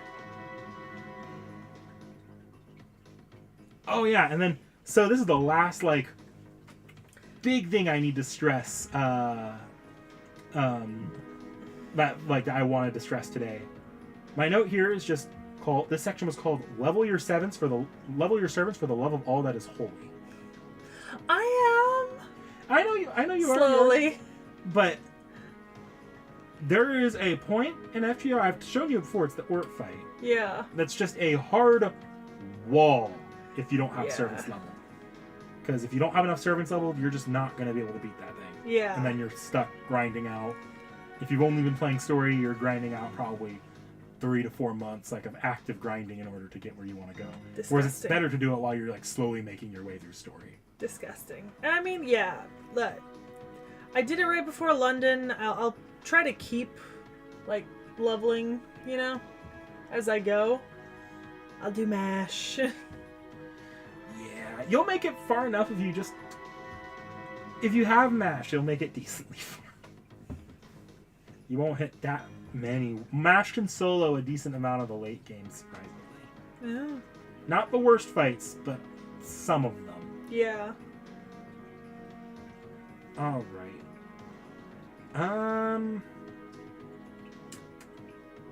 Any of these extra things I have noted here worth going over with you? I already went over welfares and event types. I guess other thing is there's going to be a shop introduced within less than a year that gives you the ability to buy welfares based off of like another currency you'll get by progressing the story. Mm-hmm. Just an easy way to get extra servants. Not like if you see a servant you want, you can buy it. Fair. And, the materials needed to ascend them. Yeah. Have you noticed while playing that your the cards you get are on a 3-turn cycle? What do you mean? So every servant has their deck of a certain amount of quick arts and buster cards. You know that, right? Yeah, I'm gonna be honest. I just assumed I was getting random card drops. So every servant has their own set of quick arts and buster cards. Yeah. Like Ku Alter there has 3 buster cards. I want to say Klanskaya has 1 buster, 2 quick, 2 arts, but it could be different. But what the fuck is happening when I get 5 of the same servant cards? That's the full deck of 1 servant in your hand. Yeah. Right there. So does it randomly choose, like how many cards they get from each servant? So at the start of the round, your 3 servants in the front line. Yeah. It'll take all 3 of their decks, so 15 cards total between all 3 servants. Shuffle them and give you 5. Okay. Those 5 will not reappear until you've gone through 3 rounds and all 15 cards have been done. Oh, so okay. if you really, really, really wanted to, or if you notice the pattern in a hard fight, you can kind of predict what cards will be coming out by counting cards. So essentially it's random unless you're a card sharp. Okay. Yeah. I am not a card sharp. I could not keep track of that. It's not that important for story play, but it's something to keep in the back of your mind. Yeah. The other thing is I've talked a lot about buster arts and quick buffing. Certain servants will buff trait damage, and this is what Siegfried is like. Where Siegfried's the dragon shit. You can with a certain low star servant that we have not covered on Sekhie Reacts yet, that is probably sitting in your storage right now. Just basically say to a single enemy, "Hey, you're a dragon now," and Siegfried does a lot more damage to them. Oh yeah, I read about that. There are other things you can do like that, like Summer Woo does something like that that works particularly well with Skahawk. So if you ever get a Summer Woo, it's a pretty damn good pairing. Did I recently have you go through my Yeah, my I did that recently. Okay. So unless there's something I pulled today that I shouldn't know, there's nothing hidden in there. Yeah, there shouldn't be anything in there. Okay. Last note I had on here was some servants are capable of being dropped into a fight and without any support, just winning. Okay. It's called the soloing setup. Alright. Ku Alter used to be considered kind of a soloer, but I don't think you have any soloers on you, but that's not a problem because by virtue of being a soloer, you can just grab it from the friends list and they'll get the job done. Or servants that will do most of the work on their own. Big ones off the top of my head that you would know. Qinshi Huang will do that. So if you borrow a Qinshi Huang, stick him at the back of your party or make him the only servant that's not going to die on round 1. Mm-hmm. He has some fights he'll be able to just, it might take 70 rounds, but you'll win with just him. Another one is Super Orion. Yeah. The archer, the big Orion. He hits hard enough to where you might be able to win the fight using just him before they can kill him. Interesting. Alright, I'm gonna crawl out from under here because I need to use it. Oh, right. I'll swap with you.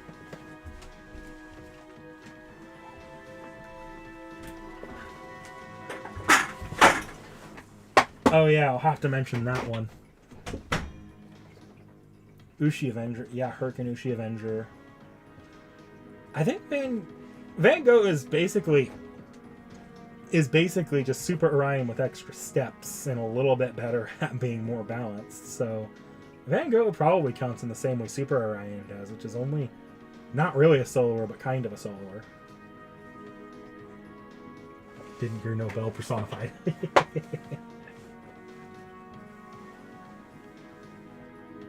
Boudica Roman shenanigans. Yeah. Yeah.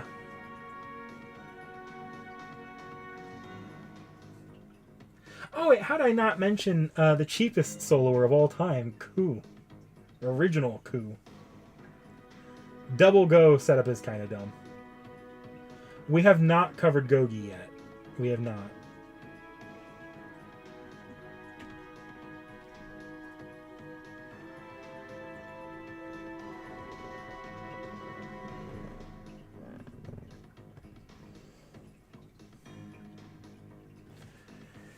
Yuck. Wait, how many of you? Oh my god, there's 38 of you. What the fuck? Sekhie heard me from the bathroom. Yeah. People in chat.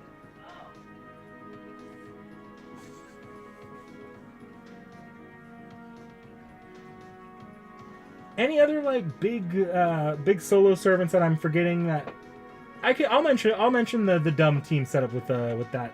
Well, no, we haven't covered that servant yet. Yeah, it's not. I can't bring up that servant yet, unfortunately.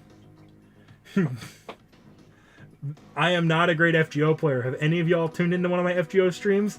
That shit ain't. Y'all probably play FGO better than I do. Hi, Zero Herrera.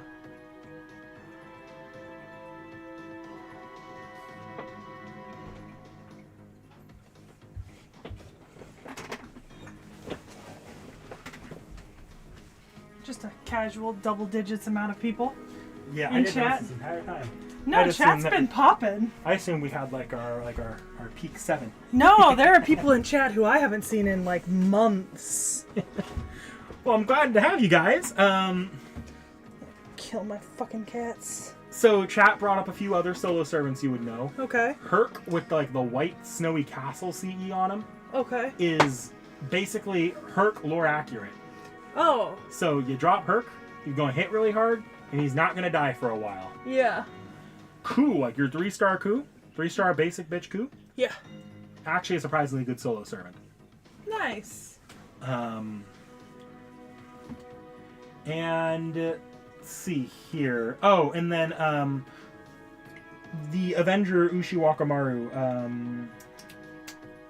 How did I forget the name?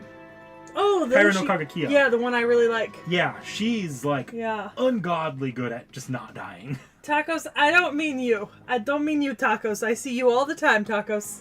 And then someone brought up another funny combination is Boudica and Romulus Quirinius work really well. Because Boudica increases your party's damage against Roman enemies. And Romulus Quirinius has a thing that causes everyone the enemy is to Roman. be Roman. You know, that's pretty fucking busted. Yeah. Yeah, that's a vibe. That's like me pulling that the D&D bullshit about the historical kingdom of Vlad the Impaler being technically on the map. Yeah, there's some funny, like, clearly not intentional combinations like that. I love that.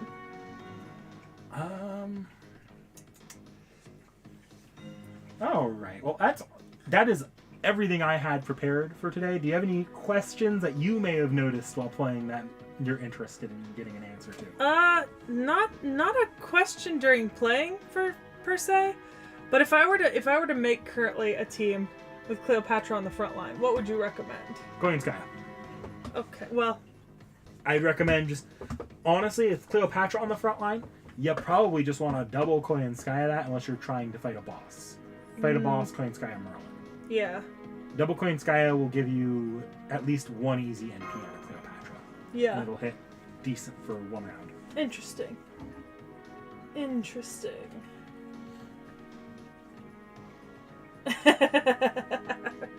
Gaslight Gatekeep Girl Boss, ladies and gentlemen. In chat, is there anything that you think I should bring up to Sekhie in particular? Remember, she's not min-turning. She's not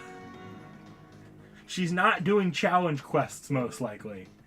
She's not doing 90++ nodes, so keep it simple, stupid. Yeah. Ooh. Valid.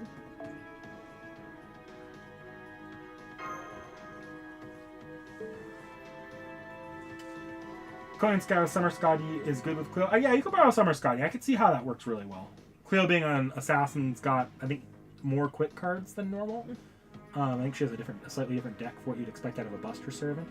So she has more quick cards, meaning you can pair it really well with Summer Scotty, who does both Buster and quick support, kind of. Yeah, because I think I probably, you know, on occasion it might be fun to use Cleo or Fionn, who I like, but like don't currently have in my party, so I never use, or Lan Ling, where I'm just like, I like these servants, but they're not in the party I'm currently using, so I never touch them. Foos? Okay, I'll bring up Foos. You probably have a shit ton of them too. Go into it like you're leveling a servant real quickly. Pick your favorite DPS servant. I don't know what that means. Your favorite hitting servant. Beat stick. Don't you already know? I have a suspicion. Alright, click in like you're looking for EXPs. Instead of clicking EXPs, you see all those foos? Yeah. Those are going to buff your coup stats. Ah. You can do a maximum of 1,000, and once you hit 1,000, you can go to 2,000 if you find gold foos, which are rare. You're going to get far few of them. They'll happen low. You won't get them very often unless you're playing events. Beautiful. Absolutely beautiful. Ooh. Double Sean and Mash. So that's what's called your 50-turn setup. You put that in the front line. Sit there. And you just sit there until eventually the fight ends. But what if the person you're facing has a healing NP?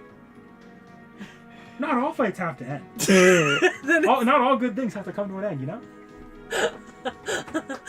Sometimes people don't die when they are killed. No, they die and they're killed. You just have to actually kill. Mash and John are not servants built to actually kill, usually. Well, because, like, who was it? When, I think it was, Stheno in Okeanos, or... Medea Lily was, like, you had the heal on the NP, and I was just like, I gotta take her out first. Because I don't want her putting any heals on whoever the fuck she's with. Like, I brought up the Immortal setup, which is, like, Merlin, Castoria, and then your favorite, like, a preferred DPS that works pretty well with the both of them. Yeah. The reason why that's basically DIY Herc. The reason why that setup's light is because that setup will result in damage output. Double Jean Mash results in no damage output, and there are other servants like that kind of works with. So it just results in we're gonna stand here until the enemy doesn't want to stand here anymore. Yes, Mash can eventually kill using the Black Barrel skill, which means for one round you can hit really hard with Mash one time. Because I remember when playing the D&D game, we were making so much fun of the fact that Mash was hitting for like 5 damage. Her damage output's increased. You guys finished London. It has. It'll increase again. Yeah. But it was, because it was like mash, bash, and then it'd be like 4 damage. Oh god, they brought up faux-pas. So, What's a faux pas? Have you managed to log in 7 days in a row once yet? Not recent. I know I did at some point, but not recently. Well, I'm about to expose you to the world. Click close. Okay. We're about to find out exactly how often you manage to maintain 7-day streaks. Oh fuck! What if it's 0? Click menu.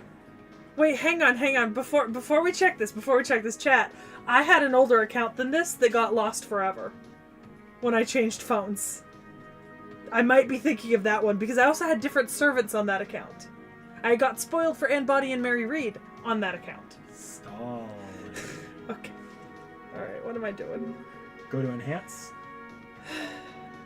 Go to... Scroll down a bit.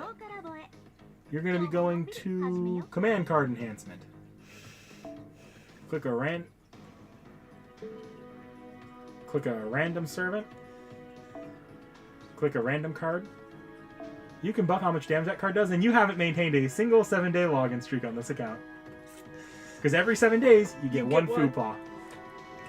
There are other ways to get them, but I didn't imagine you got them yet. I want to say, I think the closest I've gotten in the last 3 months has been 4 days. Yeah. And to be fair, there have been at least twice in the last 3 months where I don't know what happened, but like I was logging in, and then I just suddenly logged in the next day, and it was like, no, you've lost your streak. And I was like, but...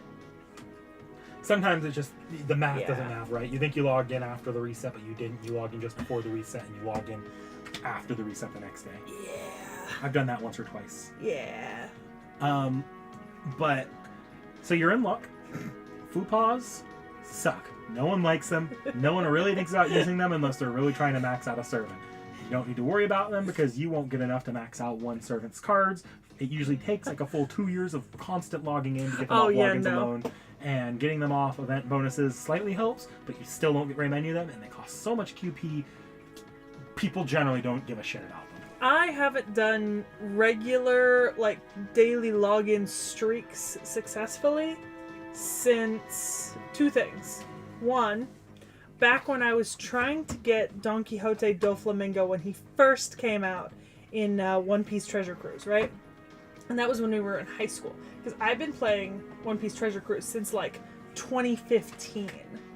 And I think that was the last time I streaked in that game. And it was because I got really fucking pissed because I missed him in every single event drop and draw for like 3 straight years. And then when I finally managed to summon him after whaling, it wasn't the right one. Right? And then 2, I think I did once maintain a successful like 2-year streak in Love Nikki.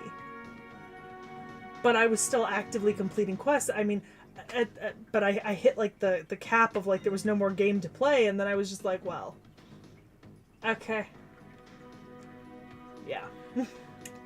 Yes, Tacos, we did go over servant coins. Yeah. Okay, am I missing anything else here? Other than me being pathetically bad at remembering to log in.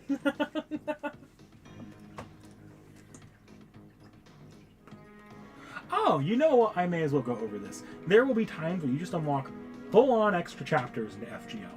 Okay. You won't have a single one yet from where you're at, but if you later they'll be inside if you go to the Chaldea Gate. Actually, no, it's not in Chaldea Gate. Scroll down; it should be at the bottom where it says Main Interlude. Mm-hmm. So these are bonus chapters you will just be able to unlock later. When you hit a certain point in the story, they'll become free. Some of them can be played slightly earlier by spending your mana prisms. Don't do it. Oh, okay. I was gonna say because I've been to the Mana Prism shop before, I think. Yeah. Yeah. Oh yeah, because this is the place where I get the.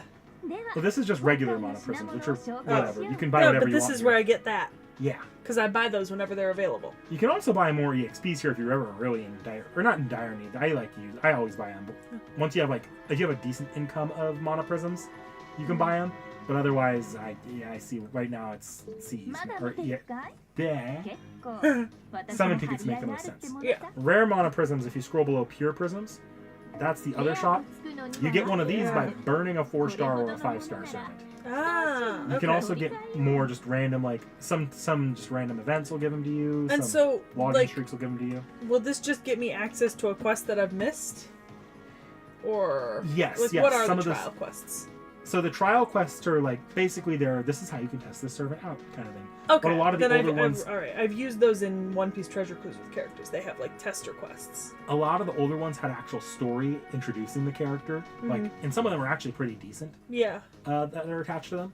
You can kind of see when they'll unlock though. But like Parvati there will unlock her quest once you finish LB3. Yeah. Hokusai and Holmes both have unlocks as well. Yeah. And a bunch of these will just unlock at various times in the story. But then there's other ones, and these are the main interludes you could see that have like the full names of events. Those you also unlock at a certain point in the story, but they'll unlock free. Okay. Or a lot of the stuff. Just worth checking back in here on every clear chapter, and you'll just get free shit sometimes. Okay. I think then you should. Oh, I'll mention that. The next thing you unlock free won't be like the big quest kind of story chapter that you'll unlock free. That isn't a main interlude technically. Is called Prison Tower. You'll be able to buy that once you finish London. It's the big Dante's focused little story for part 1. Oh yes, I remember us playing through it Yeah. in D&D. You probably won't be able to beat it. You probably may as well. You can try if you want, but it'd be kind of funny to see you flail on stream a bit. But it's called it was even at launch. It was called a high difficulty challenge event. It's just like 7 fights that test how that are meant to be played by late game accounts who caught up to the story really quickly. Okay. So, you beat it or you don't. It's not that big a deal. Yeah. Okay. You get free summon tickets out of it. That's the other thing.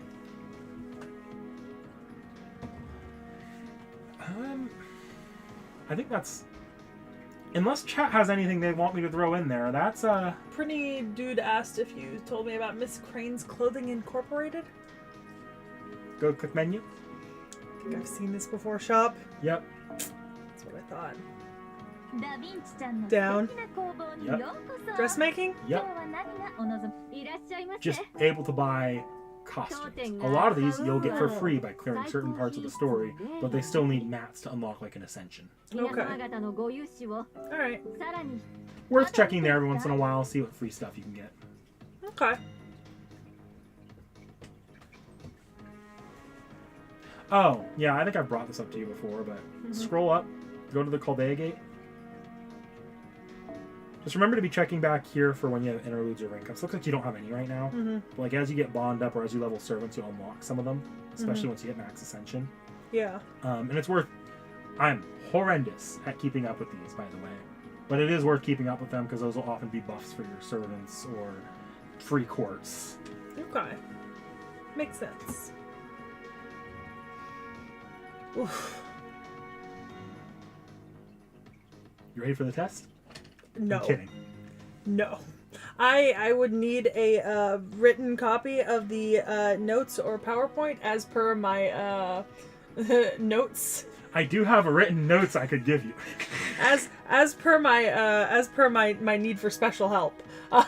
I demand a written copy of everything and an extra amount of time before I have to take the test. You cannot quiz me till a week from now, and I have to have the copy the full time.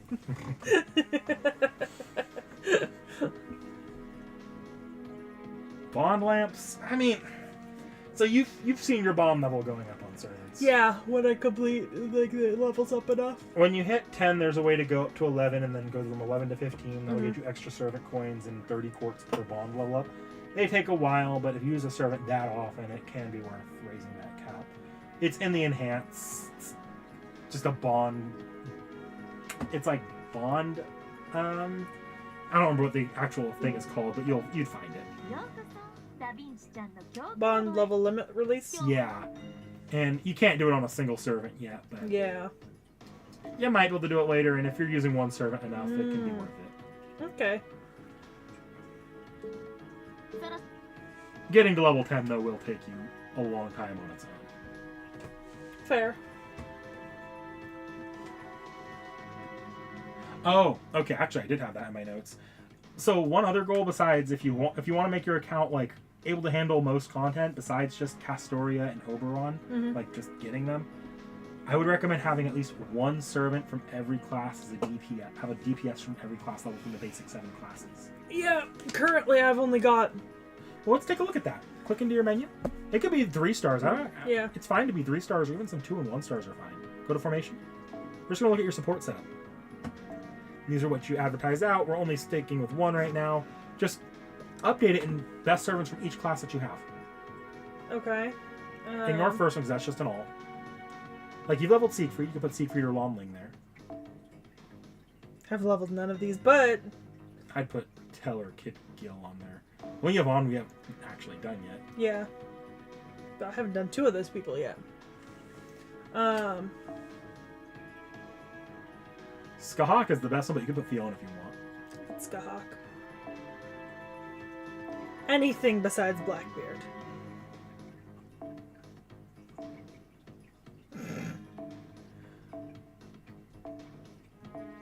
That's just MASH. Yeah. All don't worry about the extras unless you want an extra class servant. Extra class servants you don't fight as often. So their class advantage isn't as important. But like outside of Queen Sky, I do recommend having Cleopatra leveled as well, just so you have a DPS assassin. I do have Cleo leveled. Yeah, just keep working on that, and then just your favorite... Oh, cancel. Yeah. Your favorite in each class, just level them so you have something for every fight. Yeah, that's not where I wanted to be. I could do it from here.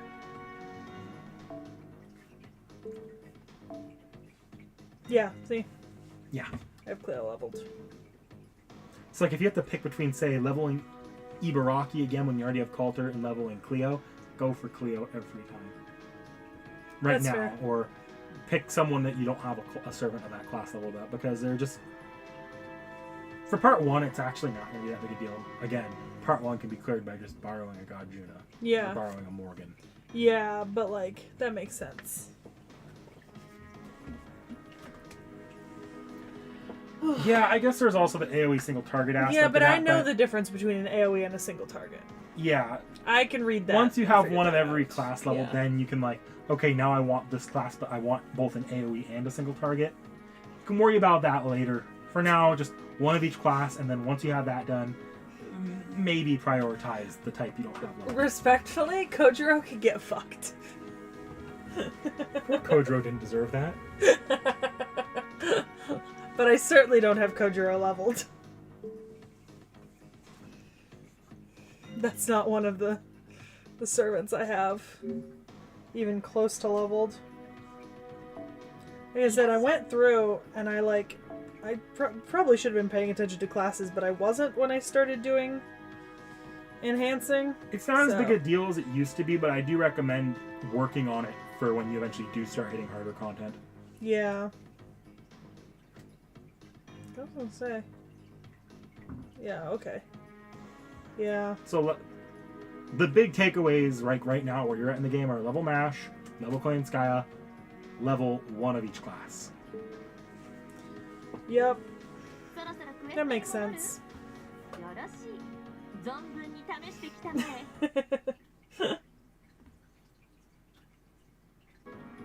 Hey man, you know what? Coulter's been doing me just fine. Coulter used to be considered the servant of choice for just soloing the entirety of part 1, so your Coulter will take you just fine for part 1. 1.5 and 2, you might struggle with just Coulter, but... Oh, yeah, there's that little note there. Your Ole, Should I level her? if you want to have a much easier time. Okay. Because there's a fight later on that is a notorious new player wall. Like, it's in Camelot. Is this the Gwaine fight? Yeah, it's the Gawain fight. This is Gawain, that man is a brick wall. Oh damn! Damn. There's this sound that got really popular on TikTok, and I was like, have you heard this meme? But I know you haven't because you're not on TikTok. But so it's a joke, right? And it's Joker facing Batman, but he's like, Batmo, what the fuck? You're Bat Brick. What have you been eating? Pretty much. Let me put it this way. The anime, like Camelot, the movie has a lot of problems, but it did accurately adapt one thing. There's a part in that movie where a character like does this giant like Sakuga swing of a giant like halberd, smacks going straight in the face at the sharp end. Mm-hmm. Gives him a little cut and the head of the halberd breaks off. That's pretty damn accurate to how that fight feels. Okay. So this is one of those lock in for 100 rounds. No, actually, you want to kill him as quickly as damn possible. Oh, because he gets really good stuff? He charges, he's basically NPing every 2 or 3 rounds. And Disgusting. he takes like, I want to say like less than half damage for every attack you hit him with. So killing him is really rough. Mm-hmm. Unless you've leveled your Ole. Because your Ole, you can bring on some of the really, really good art supports I mentioned earlier, who are really accessible, everyone uses them. As class advantage against Gawain, being an archer versus a saber, Yeah. her attack does extra damage to men, of which Oh, Gawain yeah. is one, and she stuns men, of which Oh. Gawain is one. Mm-hmm. She is considered the easiest servant to get. That makes that fight a lot easier. And I think So- I already have her, right? You should. She's a 3-star servant. Mhm. So if you have her, if you need a 3-star, like if you need an archer level and you can't decide, she's really good for that, and she's gonna help with more content because there's a lot of male fights in the first part, and even in the second part, she's still relatively useful to have. Okay. Makes sense. Yeah, it is like a 75% damage reduction. Ugh. Disgusting. Well, Camelot, I think if there are people holding out on tuning into your stream, you're going to see a viewer spike in Camelot. Because Camelot's where like everyone wants to watch people flail. Look. Hey, let's play pretend, everyone, and hope that I do what I did accidentally with Orin in Baldur's Gate 3. Orin is famously like one of the hardest fights in the game, right? Actually, both Orin and Ketheric, right? I fucking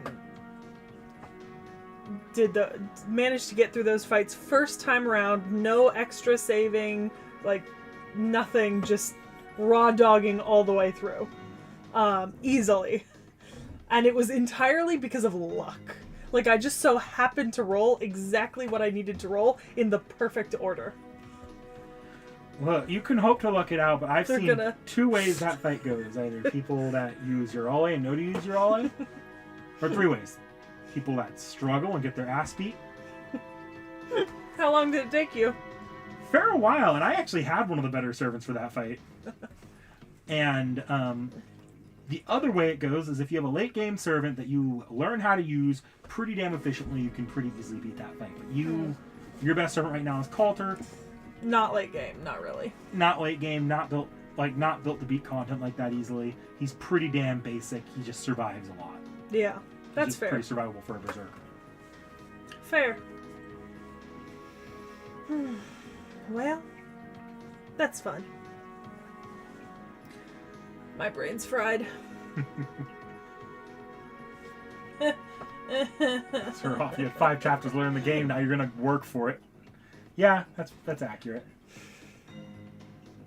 Oh, I remember the days when One Piece Treasure Cruise was starting to try to ramp up its difficulty. Yeah, Camelot ain't that bad as long as you know the game, but subject A. Remember, y'all, I didn't know how to activate an NP until halfway through Rome, and I didn't start actively using them until Okeanos. Like, I didn't care about the meta until Camelot. Yeah. like let's be so for real, people. The only reason I'm actively using NPs now is because I wanted to show them off to Bakaj when he was here. You know? Like, that's the first step to learning to play the game, is using the damn NPs. Yeah. They make things go faster. Yeah. That's fair.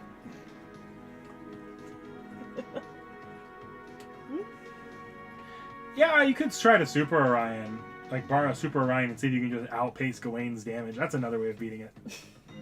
Is Super Orion's Oh, because he's an archer. He's an archer, and he's that track servant that was like, what? You? 200k damage in one Buster card. Yeah, okay.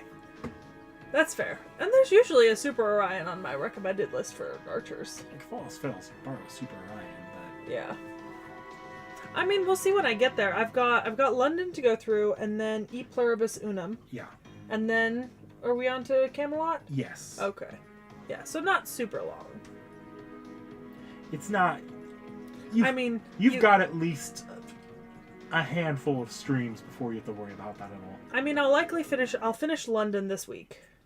Probably. You might... Thursday morning. You might tail it out to where you need to do London on the day you start E Pluribus Unum. Depends on, like, when you, like, you're finally like, I'm done. Yeah, that's gonna depend. Thursday's stream, by the way, chat, might start at 10 instead of 9. I haven't decided yet, but I'm coming from somewhere else to come home that morning, so there's a decent chance I start just that tiny bit later. But I will let you know, like, at least the day before or something. Also, I'll put up the poll tonight for what I'm playing Wednesday. It's gonna be largely the same options from last time, except I'm gonna add probably, like, one new game, because, you know, it's Halloween. And I have access to Zoocosis, so I try not to scare myself shitless playing a scary game. Yeah, that'll be fun. At least that's my plan for this week. So I'll put up the poll tonight, and then I'll let you guys know when, like, by Tuesday night, probably what time I'm playing on Thursday. When is Sekhie gonna react to Solomon? Is Solomon in our schedule? Let me check. No, I've removed Solomon multiple times from the schedule because I want you to either finish FGO the game or finish the campaign before I do that, because I really don't want to spoil anything about Solomon with the reacts, which is backwards for what it normally is. That's because he's fair. so intrinsic to FGO's story. Yeah, I was gonna say, because I think Solomon has popped up several times before. Yeah, I'm just like, I thought we'd be farther in the campaign than we are. Oh yeah, Bump. because I think what? Hmm? Oh yeah. No, because I think sometimes when we try to plan, like, themes, I'm like, ooh, Solomon would go real well here. And then you're like, no Solomon. You guys have progressed through one story chapter in the last year. We're not getting to Solomon by then. Yeah. I mean, to be fair, next year's a little funky anyways with what we're doing, so. You know, not to put too fine a point on it. Next year's a little funky. Look, if Sekhie reaches Solomon and FGO and finishes Solomon, I will do a deeper dive into Solomon in a Sekhie Reacts and show off more with Solomon when we get there. Dakota Doyle, in campaign, we are at the in-between chapter where we get to equip cards and turn ourselves into magical girls. They're playing the version of Prisma Codes I adapted. Uh-huh, and that means I get to be Herc. It is broken. I'm more broken than Herc. Like, I somehow made Herc more broken. It's great. I didn't even... So, like, y'all saw Vorn on stream. He was making himself a bunch of these cards, right? Like, I think it was a couple months back, right? But he was doing this while I was out of the country. And I was supposed to also get on stream and do something like that. But, you know, Sekhie Herc is just so effective and broken. And you're not currently enforcing card limits for the first time you use them. So it's not really worth it for me to spend a bunch of time making a new card install when Herc is already ungodly. If you're asking where they're at in the actual FGO story, they finished E Pluribus Unum. Yeah. We finished E Pluribus Unum a while back. And I do feel a little bit bad because I feel like we basically cheated our way through most of E Pluribus Unum by avoiding like 80% of fights and just doing some of the big stuff. You got all the story fights I need you to do done, so yeah. whatever. Yeah. And like we even snuck our way through Alcatraz, you know? So we didn't even like... Being fair, any middle finger you can give to that dungeon, I really don't care. That dungeon, Alcatraz should not be in FGO's story, and I will fight the writers. Neither should some old west ghost towns in the middle of the Revolutionary era, but that's also beside the point. Also avoided those. But yeah, no, my Herc for that game is... My Herc install is just stupid. I mean, one of these days I do need to make more so I could use them in the future, because I wouldn't mind using some more in the future. Like, I mean, Herc is nice, but it's not the perfect fit for my character, because it does limit... Like, I've got, like, really high wisdom intelligence scores, and it kind of limits what I can do with those. So, like, a lance... Like a coup install would be great for me. You know what I mean? Like, that would be stunning on my character.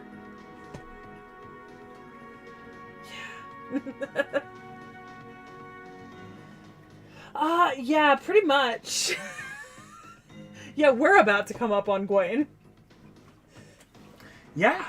Oh, no. And you keep debuffing my favorites. I haven't debuffed your favorite since, like, our first year or two of playing, so... It still hurts my soul that you took away Ku's insta-kill NP. I mourn for what I have lost. Look, we universally got rid of insta-kill and switched it out for a far more balanced mechanic that allows us to actually balance the difficulty. Otherwise, the difficulty of the game would revolve around how easily can you lower your crit range to get Ku's NP to kill the most often. Yeah. No. I was perfectly happy with that. Gil and I have a complex and storied past in the D&D game. In that I should be dead. I should be death by Gil, 3 times over now? I think? Twice for my own stupidity. And both of those times were just for shits and giggles. Like, it wasn't even like me accidentally getting in his way for shits and giggles. No, I deliberately provoked him. Both of those times. Like, full stop. How did we handle Rama and Sita? Rama and Sita we designed. So I've incorporated some elements of arcade into the story, and I'm trying to weave arcade in where it naturally fits. But we got Rama as a servant first of all. Yeah. We got Rama as a companion first, and then we tracked Sita down in Alcatraz. And they got to pick between Rama and Sita there for the rest of the story. Yeah. And then they're both summonable afterwards. I'm not. Curse of Separation can suck it. That might come to bite me in the butt though if Sita releases this year and they write an entire ass story around it. No, I'm going about that. But I will say I did prefer using. I think I used Sita for the entire rest of the story because I really preferred Sita to Rama. For the second half, yeah. Yeah. Insta-kill math same as FGO. Why didn't I do that? Because I don't know how to calculate 1 out of like 2,000 into D&D. I really don't. You roll a dice. 1 out of 100 is the best I can do. Well, no. I mean, with stuff like Roll20, you can make up dice numbers. Remember your D21 or whatever? D27? True. From that one game? Yeah. So you could just do roll 1D2000. Because, like, theoretically, the probability exists. You could, you know. Or I can just eliminate instant kill from the game. And instead add a mechanic that is still far and away useful and has let us have a lot more fun with that type of mechanic. In exchange for Ku not being the literal most broken servant of all time. It's more fun for the rest of you. The other buff was personal to Ku, though. That was personal. The other debuff we gave Ku is because my brother and I completely misinterpreted what his Heaven's Feel buff skill did. And we look back and we're like, wait, we were wrong about this, and Ku is busted in half with the skill. We need to fix this. And technically, his damage cap has not decreased since then. Just the method of hitting that damage cap is no longer as easy. I will say, I mean, to be fair, the D&D campaign is what got me to finally sit down and start playing FGO, because like I said, the way that NikNak rewrote Septim, I really liked, right? Septim and Okeanos were fucking amazing, right, in the campaign. So much fun to play through. And part of the reason why Septim was fun, because at the point we were playing Septim, it was just me and Vorn, right? No, Realm was still around at Septim. Was he? Realm didn't step off till Garden of Order, which was after Okeanos, actually. He was around for Okeanos. I feel like I don't remember. The remember. only chapter he's missed so far has been E Pluribus Unum in London. I feel like I don't remember him in Septim much. Okay. Right, well, let me... He was. He had Lancelot solo a couple things. Oh, disgusting. Yeah. Let me rephrase that. Realm is not the most energetic person when put in a campaign with me and Vorn. He tends to get steamrolled a little bit, right? So, but in Septim, Vorn really took to the whole espionage and strategy planning, and we split our party up into 2 different parties, and we went to do 2 different things. And so I got to Unga Bunga over there with Lubu Fengshan, and he got to espionage and strategy over with Jinkei. So it was we got to do what we wanted to do. We didn't have to mesh 3 very different play personalities together as much as we normally did. There's a lot more room to split up there. Yeah, and it made it more interesting. I will say the one bad thing about it was the turn order economy was awful. Yeah, I could have handled enemy squads a lot better than I did. Well, but it was first time playing with squads that big. Mm-hmm. And then Okeanos was just fun. It was island hopping. It was a lot of fun. Look, Okeanos was my chance to do that boat campaign that I never got around to doing in our old Boat. campaign. You remember that was going to be the next big chapter, was island hopping. I remember the Boat. I missed the Boat.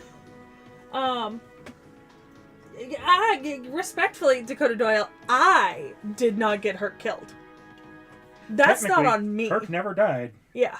That is entirely on Vorn. We blame Vorn for that. It is literally not. Vorn's fault. Vorn died and thus Herc disappeared. Exactly. It is Vorn's fault. Entirely. And I brought Herc back. He is now my servant.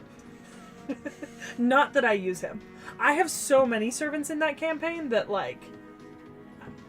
sometimes I kind of look at it and I'm like, I want to try something new today. It's kind of almost the mood going into a new chapter, because I don't really change my servants out mid-chapter.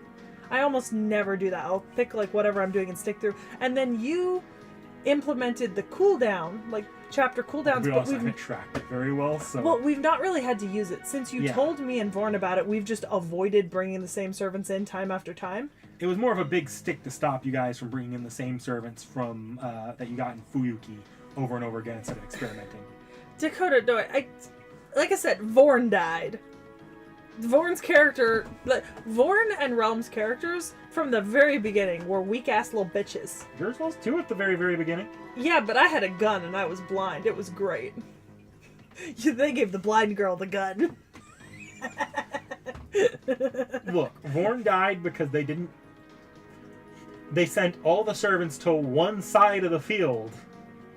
I don't even remember how Vorn died. So you guys heard like one little thing from one side of the field, so you sent literally all of your servants to one side of the field while I had like an ambush prepared on the other with swarms. And the swarms got to Vorn. Like very quickly. And the servants could not make it back to him. Yeah, but I did start less squishy than both of them. Slightly, that still could have been you. That very easily could have been you, but you were closer to the servants. It wasn't me, though. And now it almost can't be. Of being Shinji. But yeah, because we're doing the card installs right now. Oh my god, we've had so much fun so far with the weird random kingdoms. We went through Candyland first. I challenged Tamamocat, was it Tamamocat? To an eating contest, and I won. And then who the fuck did we challenge at the Chocolate Lake? To a drinking contest? Astolfo. Astolfo. Technically, I won. That was what Astolfo did was bullshit and should not be counted. And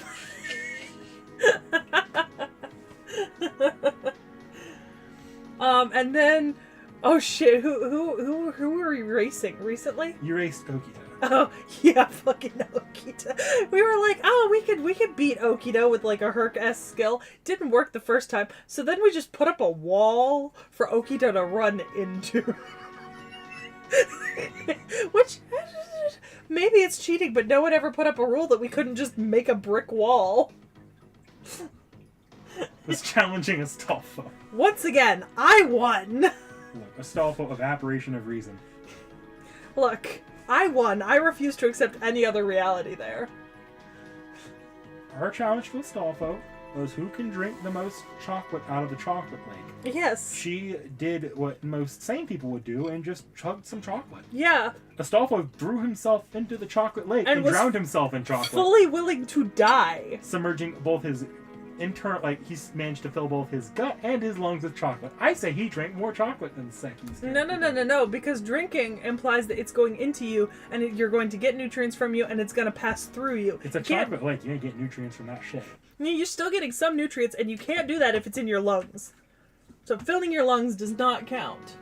Filled the gut, too. Yeah, but, like, I had hurt gut.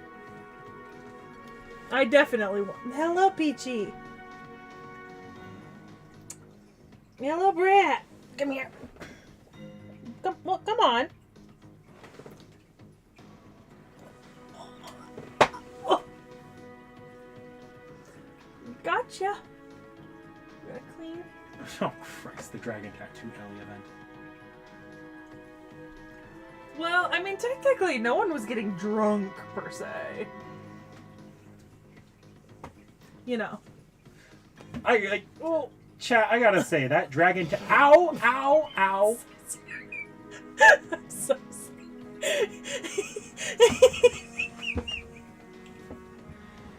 I gotta say, chat, that the climax to that Ellie event was truly something special. Like, I was not ready for it emotionally, physically, mentally. Oh, I don't know if you were there in, I think it was the last London stream. Cinder Ellie is definitely on the desired list. You'll have to buy her once she is added to the Leaf Shop eventually. That's fair. But Cinder Ellie's awesome. She's actually a really good servant. No, she's super cool. I love her. See, Dakota Doyle. I won. I did not kill myself. Or attempt to kill myself. Look, you lost the game, but if you let Astolfo drown, it still would have worked. I wasn't gonna. No! That's mean. We were trying to get through without having to fight.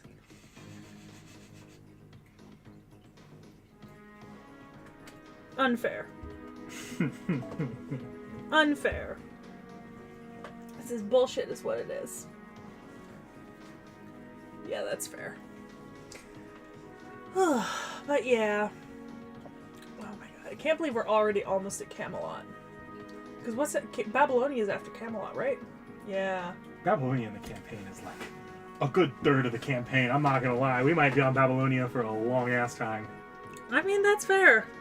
And then maybe finally, once we finish Babylonia, you'll let me help you compile it all up into PDFs for everyone.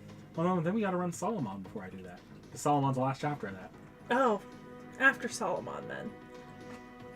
So it's in our best interest to just keep playing. Personally, I think we could release them singularity by singularity.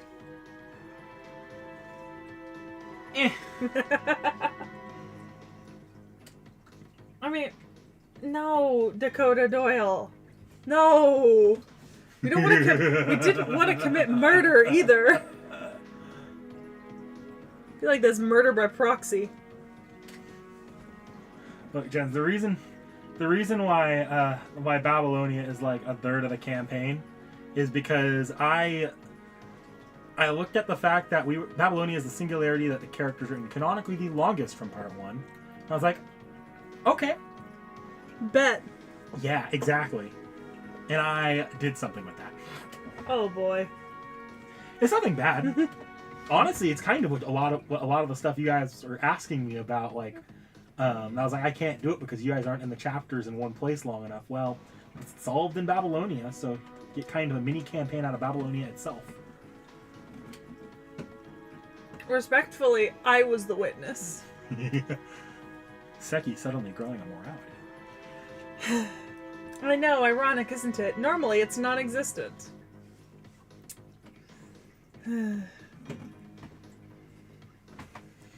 Absolutely wild. Well, I'm pretty much tapped out for the night. Yeah. I'm not going to be playing any more of London tonight because I'm streaming it on Thursday. And you've not got anything more to explain to me. No, that's pretty much all I've got for now. I can shout out my next stream, but my next stream isn't going to be till probably Saturday, so... I'm not going to stream... Thursday we're busy. Wednesday I'm in the office, I'm going to be dead by the time I get out of the office, and Tuesday I need to be getting to sleep because I'm in the office Wednesday. So... And then Fridays are my Fridays. I do my own thing. Yeah, you don't stream on Fridays. That's fair. And you conveniently have the evening free on Saturday. Yep. Plot reasons. How did the Prison Tower event go in camp? Judicious use of a very broken Florence Nightingale, I'm pretty sure. Yeah, I think we just kind of moved... I think we just used Florence Nightingale in a way that was just broken enough to not really struggle, because we didn't really struggle with Prison Tower. Nightingale and Dantes paired shockingly well in Prison Tower for some reason. like stupidly well, y'all. The way that he's got him set up for D&D was not intentional. Absolute ultimate combo of servants. To be honest, if Vorn and I would just level them both to 5-star, we could probably take on just about anything. In a pinch, with the proper preparation, because that was a stupidly OP combo to give us. The skills just happened to work perfectly together. But if you're asking about plot reasons, how did that Prison Tower event go? For plot wise, I took one character. It was a solo chapter. Sekhie just got to. I took Vorn. Vorn is the protagonist of Prison Tower. Vorn will probably be the protagonist of id if that ever gets done. And Sekhie just got to run the servants that were there. I'll give Sekhie her own solo chapters eventually. I have solo chapters planned out for the both of them. I don't know, Tacos. I mean, final hint. Thank God we don't celebrate this holiday anymore. Where I am. I think almost everyone's guessed who's coming up as our next servant for this month. We have not kept it that vague. No, we didn't. Yeah.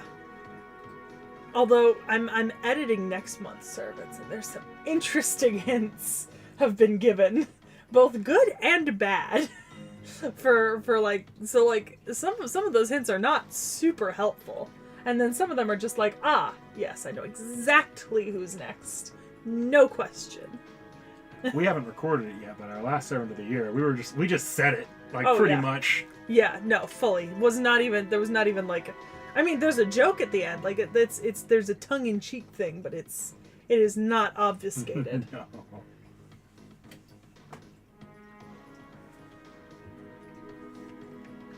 In many years, try a decade. I don't know how I'm doing it, but that's its own. I will figure out it when I get to eat. You just haven't gotten there yet. Because unfortunately... Aren't you still working on part 3? Part 1.5 or second campaign. Oh. We're still on that because we hit kind of a hiatus in terms of prep work on campaign. But look, if I wrote id lore accurate, it would just be in the DM note, hey, you're the writer for this chapter and this chapter only. Take your character's backstory and run wild. No. But I can't do that now, can I? Why not? We have backstories. I do. You do, but what do I do for the released version that you're editing with me? That's fair. I guess maybe the easiest, in theory, to make it TTRPG, right? You'd have two options, right? Either whoever's running it would have to sit down with each of the players in preparation for id, right? And just pre-prep it, right? With each of them. Or you give them an alternate NPC, not unlike Ritsuka or what's her face? The female? They're both technically Ritsuka, but yeah. The alternate names are Gudao and Gudako.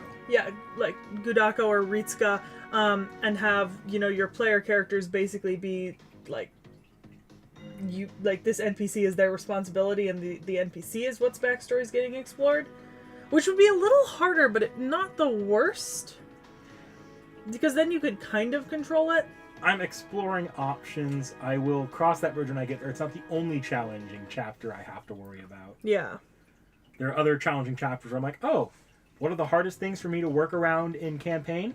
Well, time skips, flashbacks, and cutaways. And there's a chapter with all three in plentiful amounts. Well, I think as to that, Jens, I think NikNak absolutely could improve something like Agartha if there's something wrong with the gameplay. But I think that the other benefit of playing it via D&D or just TTRPG systems in general, right, is that Vorn and I, and Realm to some extent, have a greater amount of autonomy in how we handle things rather than just going from fight to fight, like, out of necessity, right? So, like, for example, E Pluribus Unum, right? We basically skipped pretty much all the mook fights in that entire chapter by being resourceful, right? By being stupid and then rolling really well on our stupidity, right? And we kind of, to an extent, did the same thing in London, because I don't want to say we skipped all the mook fights, but we did basically bowling pin through like half of them without really needing to engage in combat beyond just like the initial I don't know, smack. Those books seem to give you PTSD, so I feel like job well done. Well, the books, but we didn't have that same problem with the Helter Skelters, yeah. So like, or like, for example, in this card install chapter, rather than actually fighting, a bunch of the people that we've met so far, we've just challenged them to various, like, contests of strength. Well, that's me like, being flexible, because... But that's what I mean, like, the benefit of the TTRPG system is that because you're sitting there with real-life players who have autonomy over their characters, and you as the DM can, or Game Master, depending on what system you're using, because, to be honest, like, I've played a lot of TTRPGs, right? Like, not just Dungeons & Dragons in multiple editions, but I've also tried Call of Cthulhu, Blades and Blades and Blades, I've done Kids on Brooms, I've done multiple other systems, right? And you could pretty easily transition to this into pretty much any of those other ones if you're willing to just fuck around with the way that the combat itself works. The benefit is you have not only players with autonomy and creativity, right? Is you have game masters with autonomy and creativity. And I'm sure some game masters would be very much like, we're going to go from fight to fight. But, like, some would be fully willing to let you kind of fuck around and kind of find out what's going to happen and if it's going to be good or bad, right? Because, like, at this point, with the amount of autonomy that you give us, I'm fully confident that if Vorn were to not have time, or if I were to not have time anymore, you could easily run this campaign with just one person playing. Oh, absolutely. It's designed Easily, so right? We even have like specific buffs we give to the servants to make the boss fight scale in terms of how many people are actually playing.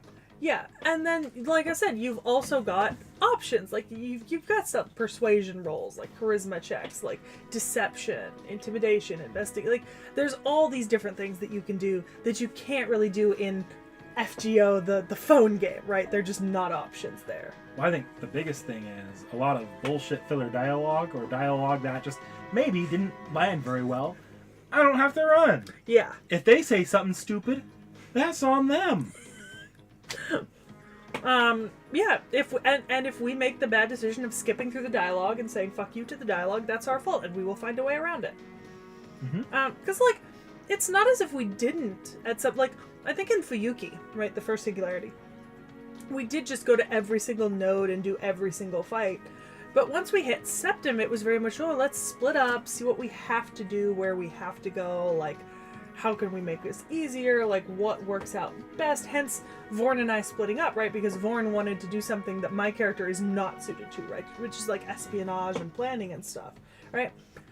Neither me as a player or my character as a character are particularly good at that, right? So it was a good idea for me to split off. I think I remember now, Realm came with me, and we headed off to the side to just fight a bunch of shit, while Vorn just sat and planned. Even in some of my more linear chapters, I always try to write the ability for you guys to take different, almost routes if you want to. Like, you guys didn't do it during E Pluribus Unum, but you remember the doomed like group that went and died off screen? I actually wrote an entire section for if you or Vorn decided to go follow them. Like, if one of you went and split off with them. And to be fair, even in E Pluribus Unum, I'm a little disappointed that we kind of sort of accidentally skipped most of the Mook fights, because E Pluribus Unum was one of the first times that I actually got to use some of the skills that my character has. So my character in the game is a necromancer, right? Like, that's what she does with her magic.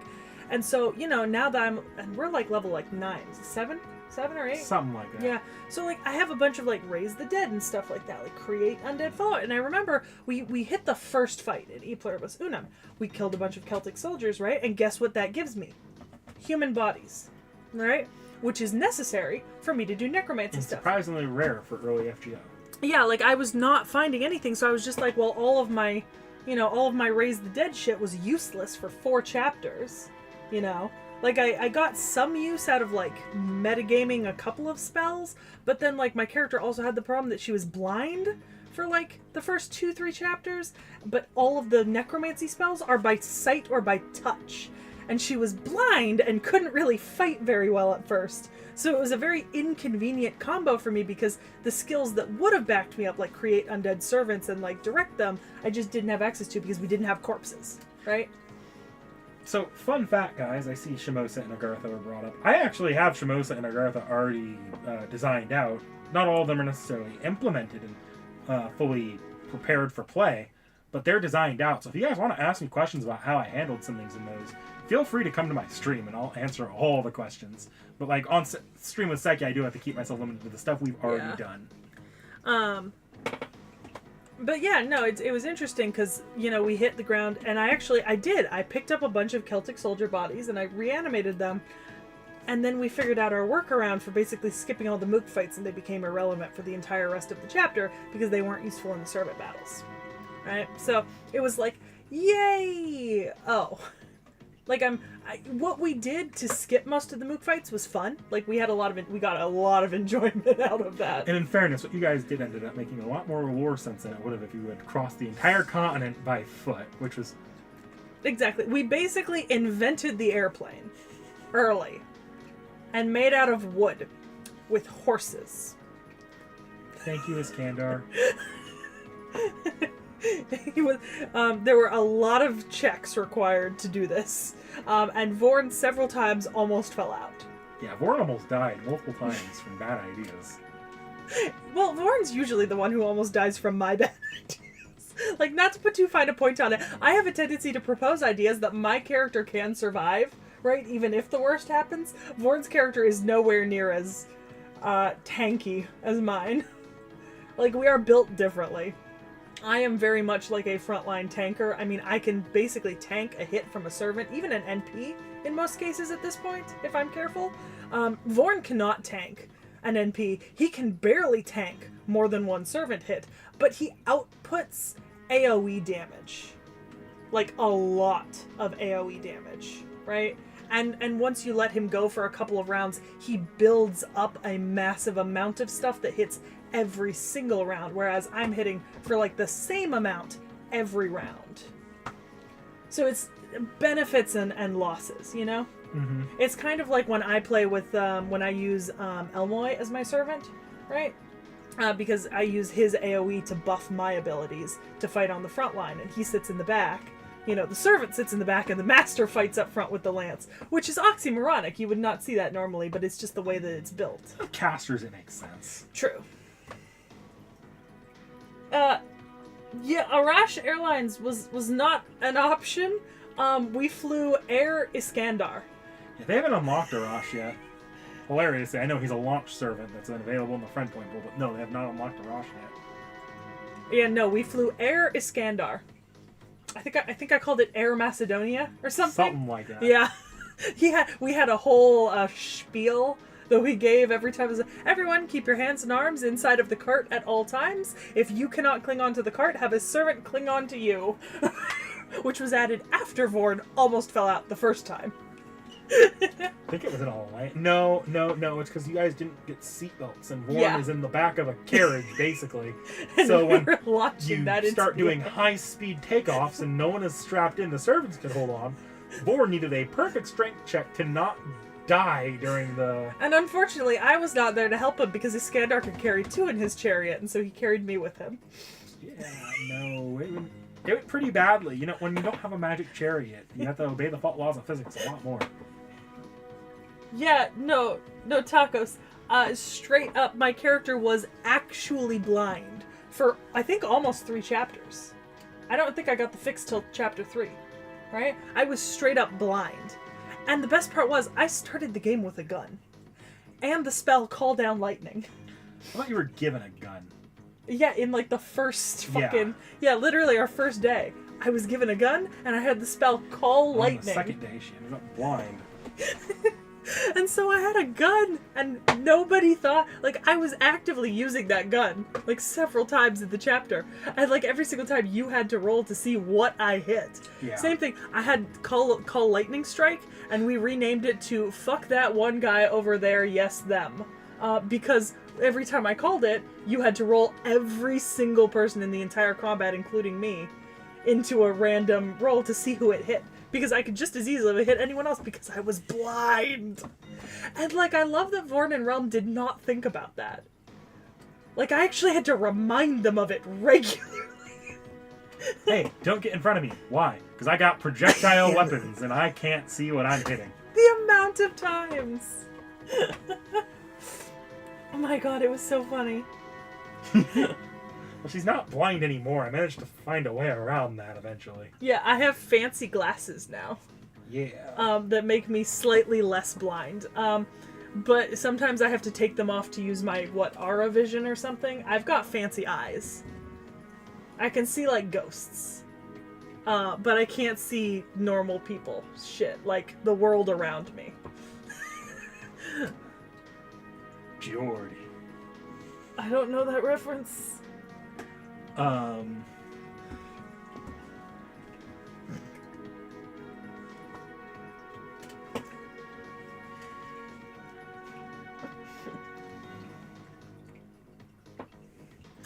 But I think essentially because of that, I think because of my frustration, at least in the first 3 chapters, with my largely the inability to really use any of the spells I had, because Vorn and I were built very differently, even in the beginning. Vorn always had access to a lot of AoE stuff, and like a lot of spells that were always functional. Meanwhile, my necromancy spells were just not functioning, right? Like they don't work properly on servants most of the time, like the stuff that isn't just pure damage, and the stuff that was pure damage required either touch or sight, and I often couldn't do that. Like I either couldn't see them or I couldn't touch them, and I got really frustrated about that. So I started asking you, I was like, because we get downtime at Chaldea, I was like, can the servants teach me how to use actual weapons, and then I'll pay a bunch of Saint Courts to upgrade my weapons to not be basic level shit. So I got myself what we call Gaybolg Light, and then I had Ku teach me how to use Gaybolg. Please note, Gaybolg Light just means that it's a replica that looks like Gaybolg and has slight magical properties, but not the properties of Gaybolg. Yes, yeah, it's not actually Gaybolg, but you know, it was a joke because you know Ku's my favorite, and so I started like learning actual frontline combat, and because my character isn't a normal human, kind of like Realm was, and Vorn was originally, I had higher starting HP and I was gaining HP faster. And my armor class was higher because I had a modified spell I was allowed to take. And so when the boys were investing a ton of Saint Courts into getting like better armor, right? Like armor that they could just wear without having to cast like shield, I spent that on investing into my HP. So while their armor classes shot up from where they were at base, my HP shot up. And then I just kept investing into HP, thinking that if nothing else, that was going to be the most useful for me, because if I could just last a bunch of rounds and do a relatively regular amount of damage, I'd still be useful, even if I couldn't use a whole lot of spells. I can use spells now. I have spells that are useful and I do use, like, more frequently. But for like a couple chapters, it was a little touch and go on how actually useful I was in a situation where I couldn't just stab someone. No, the sawed-off shotgun goes to Realm. Realm's the one that took a gun and was like, I'm gonna stick it to stuff.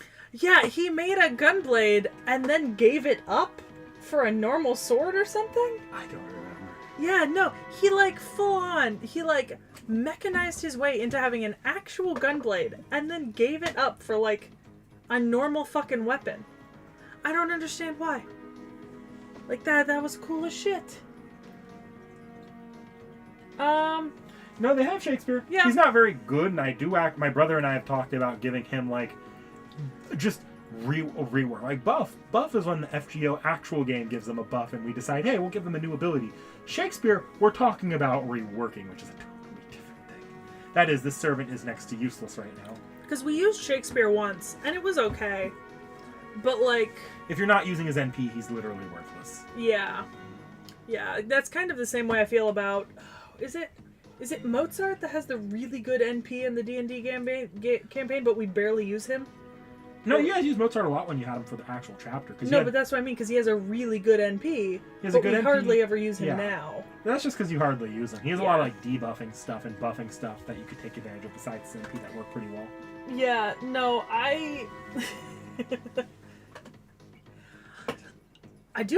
we do have Hans now. Hans can do some fun stuff. Hans is still pretty good. We actually have Hans, despite what you would expect, actually does get given a few offensive tools. They're just a bit roundabout. I work really well. I mean, obviously, I work really well in conjunction with another heavy-hitting servant, because most of my servants are just big, heavy hitters. Mm-hmm. You know, DPS. But my character works particularly well with a caster backup. Like, especially with a caster backup. Honestly, you know what's a great combo for me? Is me with Kukas behind me, right? Because Kukaster's runes are really useful for me. Like, they give me what I need to essentially keep a fight going almost indefinitely.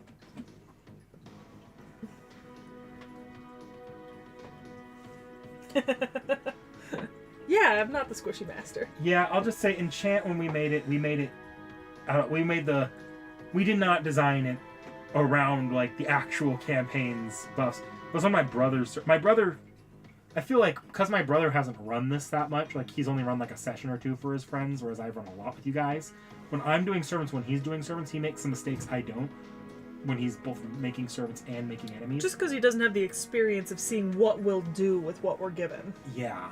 So he'll design something that is just really, really low output for what it could be. Shakespeare might have actually been me though. I can't remember. It's been a hot minute since we did London. But either way, like there's a difference, a noticeable difference between stuff we designed before I started running with them and got pretty far in versus afterward. I think it's, in my opinion, that's what I call the player coefficient, right? The player creativity coefficient. How fucked up are your players, and how badly are they going to fuck up your game design? That said, arguably the stuff I make has the worst power creep now. Because I'm like, hey, yeah, this character should be able to take on a demon pillar alone. What? Oh my god, fuck it, what the fuck were we fighting that I was just eating through it? Oh, it was a candy demon pillar. That Yeah. I don't think it was this way in the actual Prisma Cosmos chapter or Prisma Codes chapter, but the nursery rhyme familiar is a demon pillar in that chapter, and so I made a candy. So Sekhie ate into the demon pillar using a hunger spell that Vorn used. So I would run directly into it and eat it, and then it would heal around me, and then I would run out of it while eating it, doing massive amounts of damage. And it only worked because she had the Hurt class card installed with enough strength to do this. So she's literally like aliening, like chest bursting the damn demon pillar. It's like here's Johnny, but with the demon pillar and Sekhie Herc. Yeah. It was wild.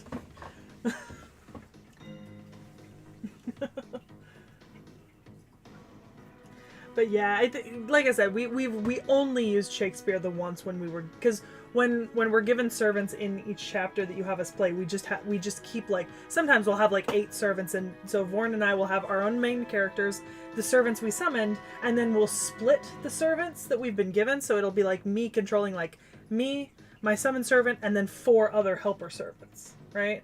And they're all part of our combat, and we get, so it, like, we use all of the chapter servants every single time, whether it be Vorn or I or Realm. Like, one of us gets to use it, if not more than one of us. And then we summon them later. And I've spent the most courts on summoning because I have the most courts available and free. So I have the largest list of servants, which is why I haven't used all of them yet. So. That poor demon pillar. No, it wasn't the pancake demon pillar. That's interludes, and I haven't really adapted any of the interludes, not really, into chapters. There's a couple that I basically turned into prologue for certain chapters because they fit really well into a chapter, into like an event story. But like usually the interludes go largely ignored. If like Sekhie, Vorn, or Realm ever wanted to run an extra chapter with just one servant, I would probably like make it up on the spot using the interlude as a template. Fair. Yeah. Shay interlude when? Or is that supposed to be Scheherazade? Ah, okay. I don't know. It's kind of hard to, because the Scheherazade interlude is really great for her character, but it's not necessarily something that fits into a main story. So I'd only ever run it if someone wanted to do like have some extra time with Scheherazade. That's fair.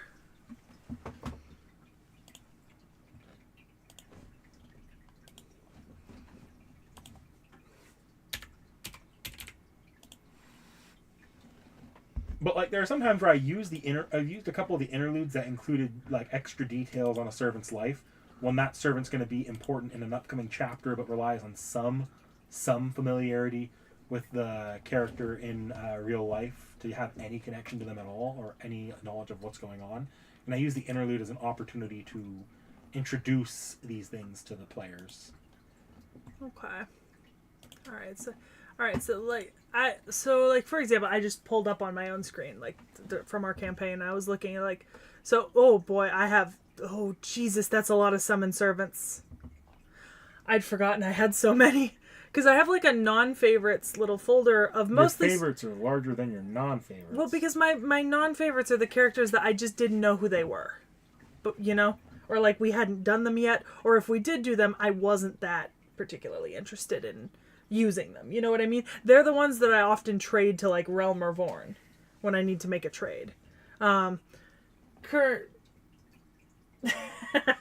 I don't know, but Astolfo is actually in my not favorites list. But yeah, no, my favorites list includes notable things you could probably guess, like Carmilla. All of the coups so far. Zhuge Liang. Iskandar. Gilgamesh. Let's see. I do actually have Eric Bloodaxe in there. You know? That was you memeing. It was. Mephistopheles. I have Arjuna and Karna, which I'm super happy about because I really wanted them. I've got Coulter finally. I bribed Vorn to get all the servants I wanted from E Pluribus Unum. Brunhilder, Shootin' Doji, Ibaraki Doji. Yeah. Rama Sita. All that stuff. Yes. I do have Skahak. Yep, right here. Eriku. You know, I've hit the point with that joke that I actually don't remember which one is Eric and which one is Beowulf when their art is on screen. So I just take a 50-50 guess and hope I get it right. Because I genuinely don't remember which one is which. That's how far that joke has gone for me. After accidentally posting the video like that. Here's a hint. Eric has an axe. Beowulf has a sword. But I don't often see them like, you know... Like, because I haven't really looked at them since... It's been a hot minute. Oh, yeah. Makes it really easy to tell, doesn't it? Yeah, when you look Mr. at them. Bloodaxe has a blood axe.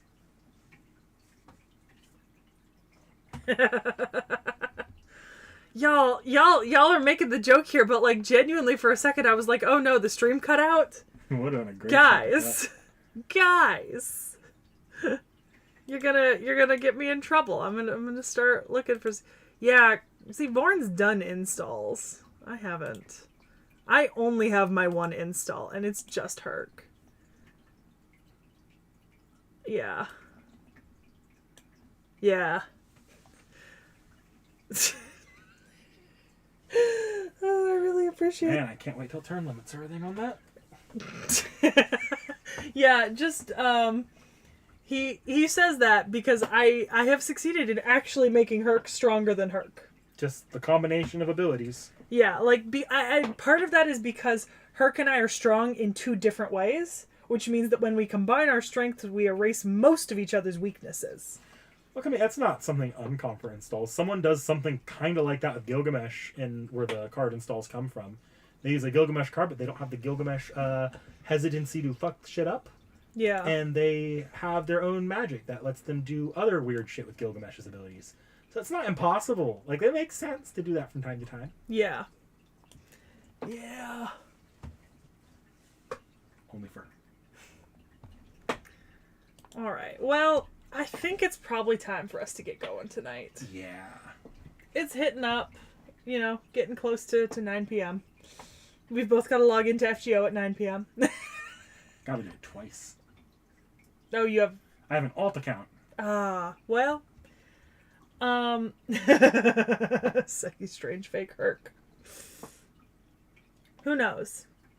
Either way, I'm gonna fade us to black, and we will see you guys in a few days. Bye, y'all.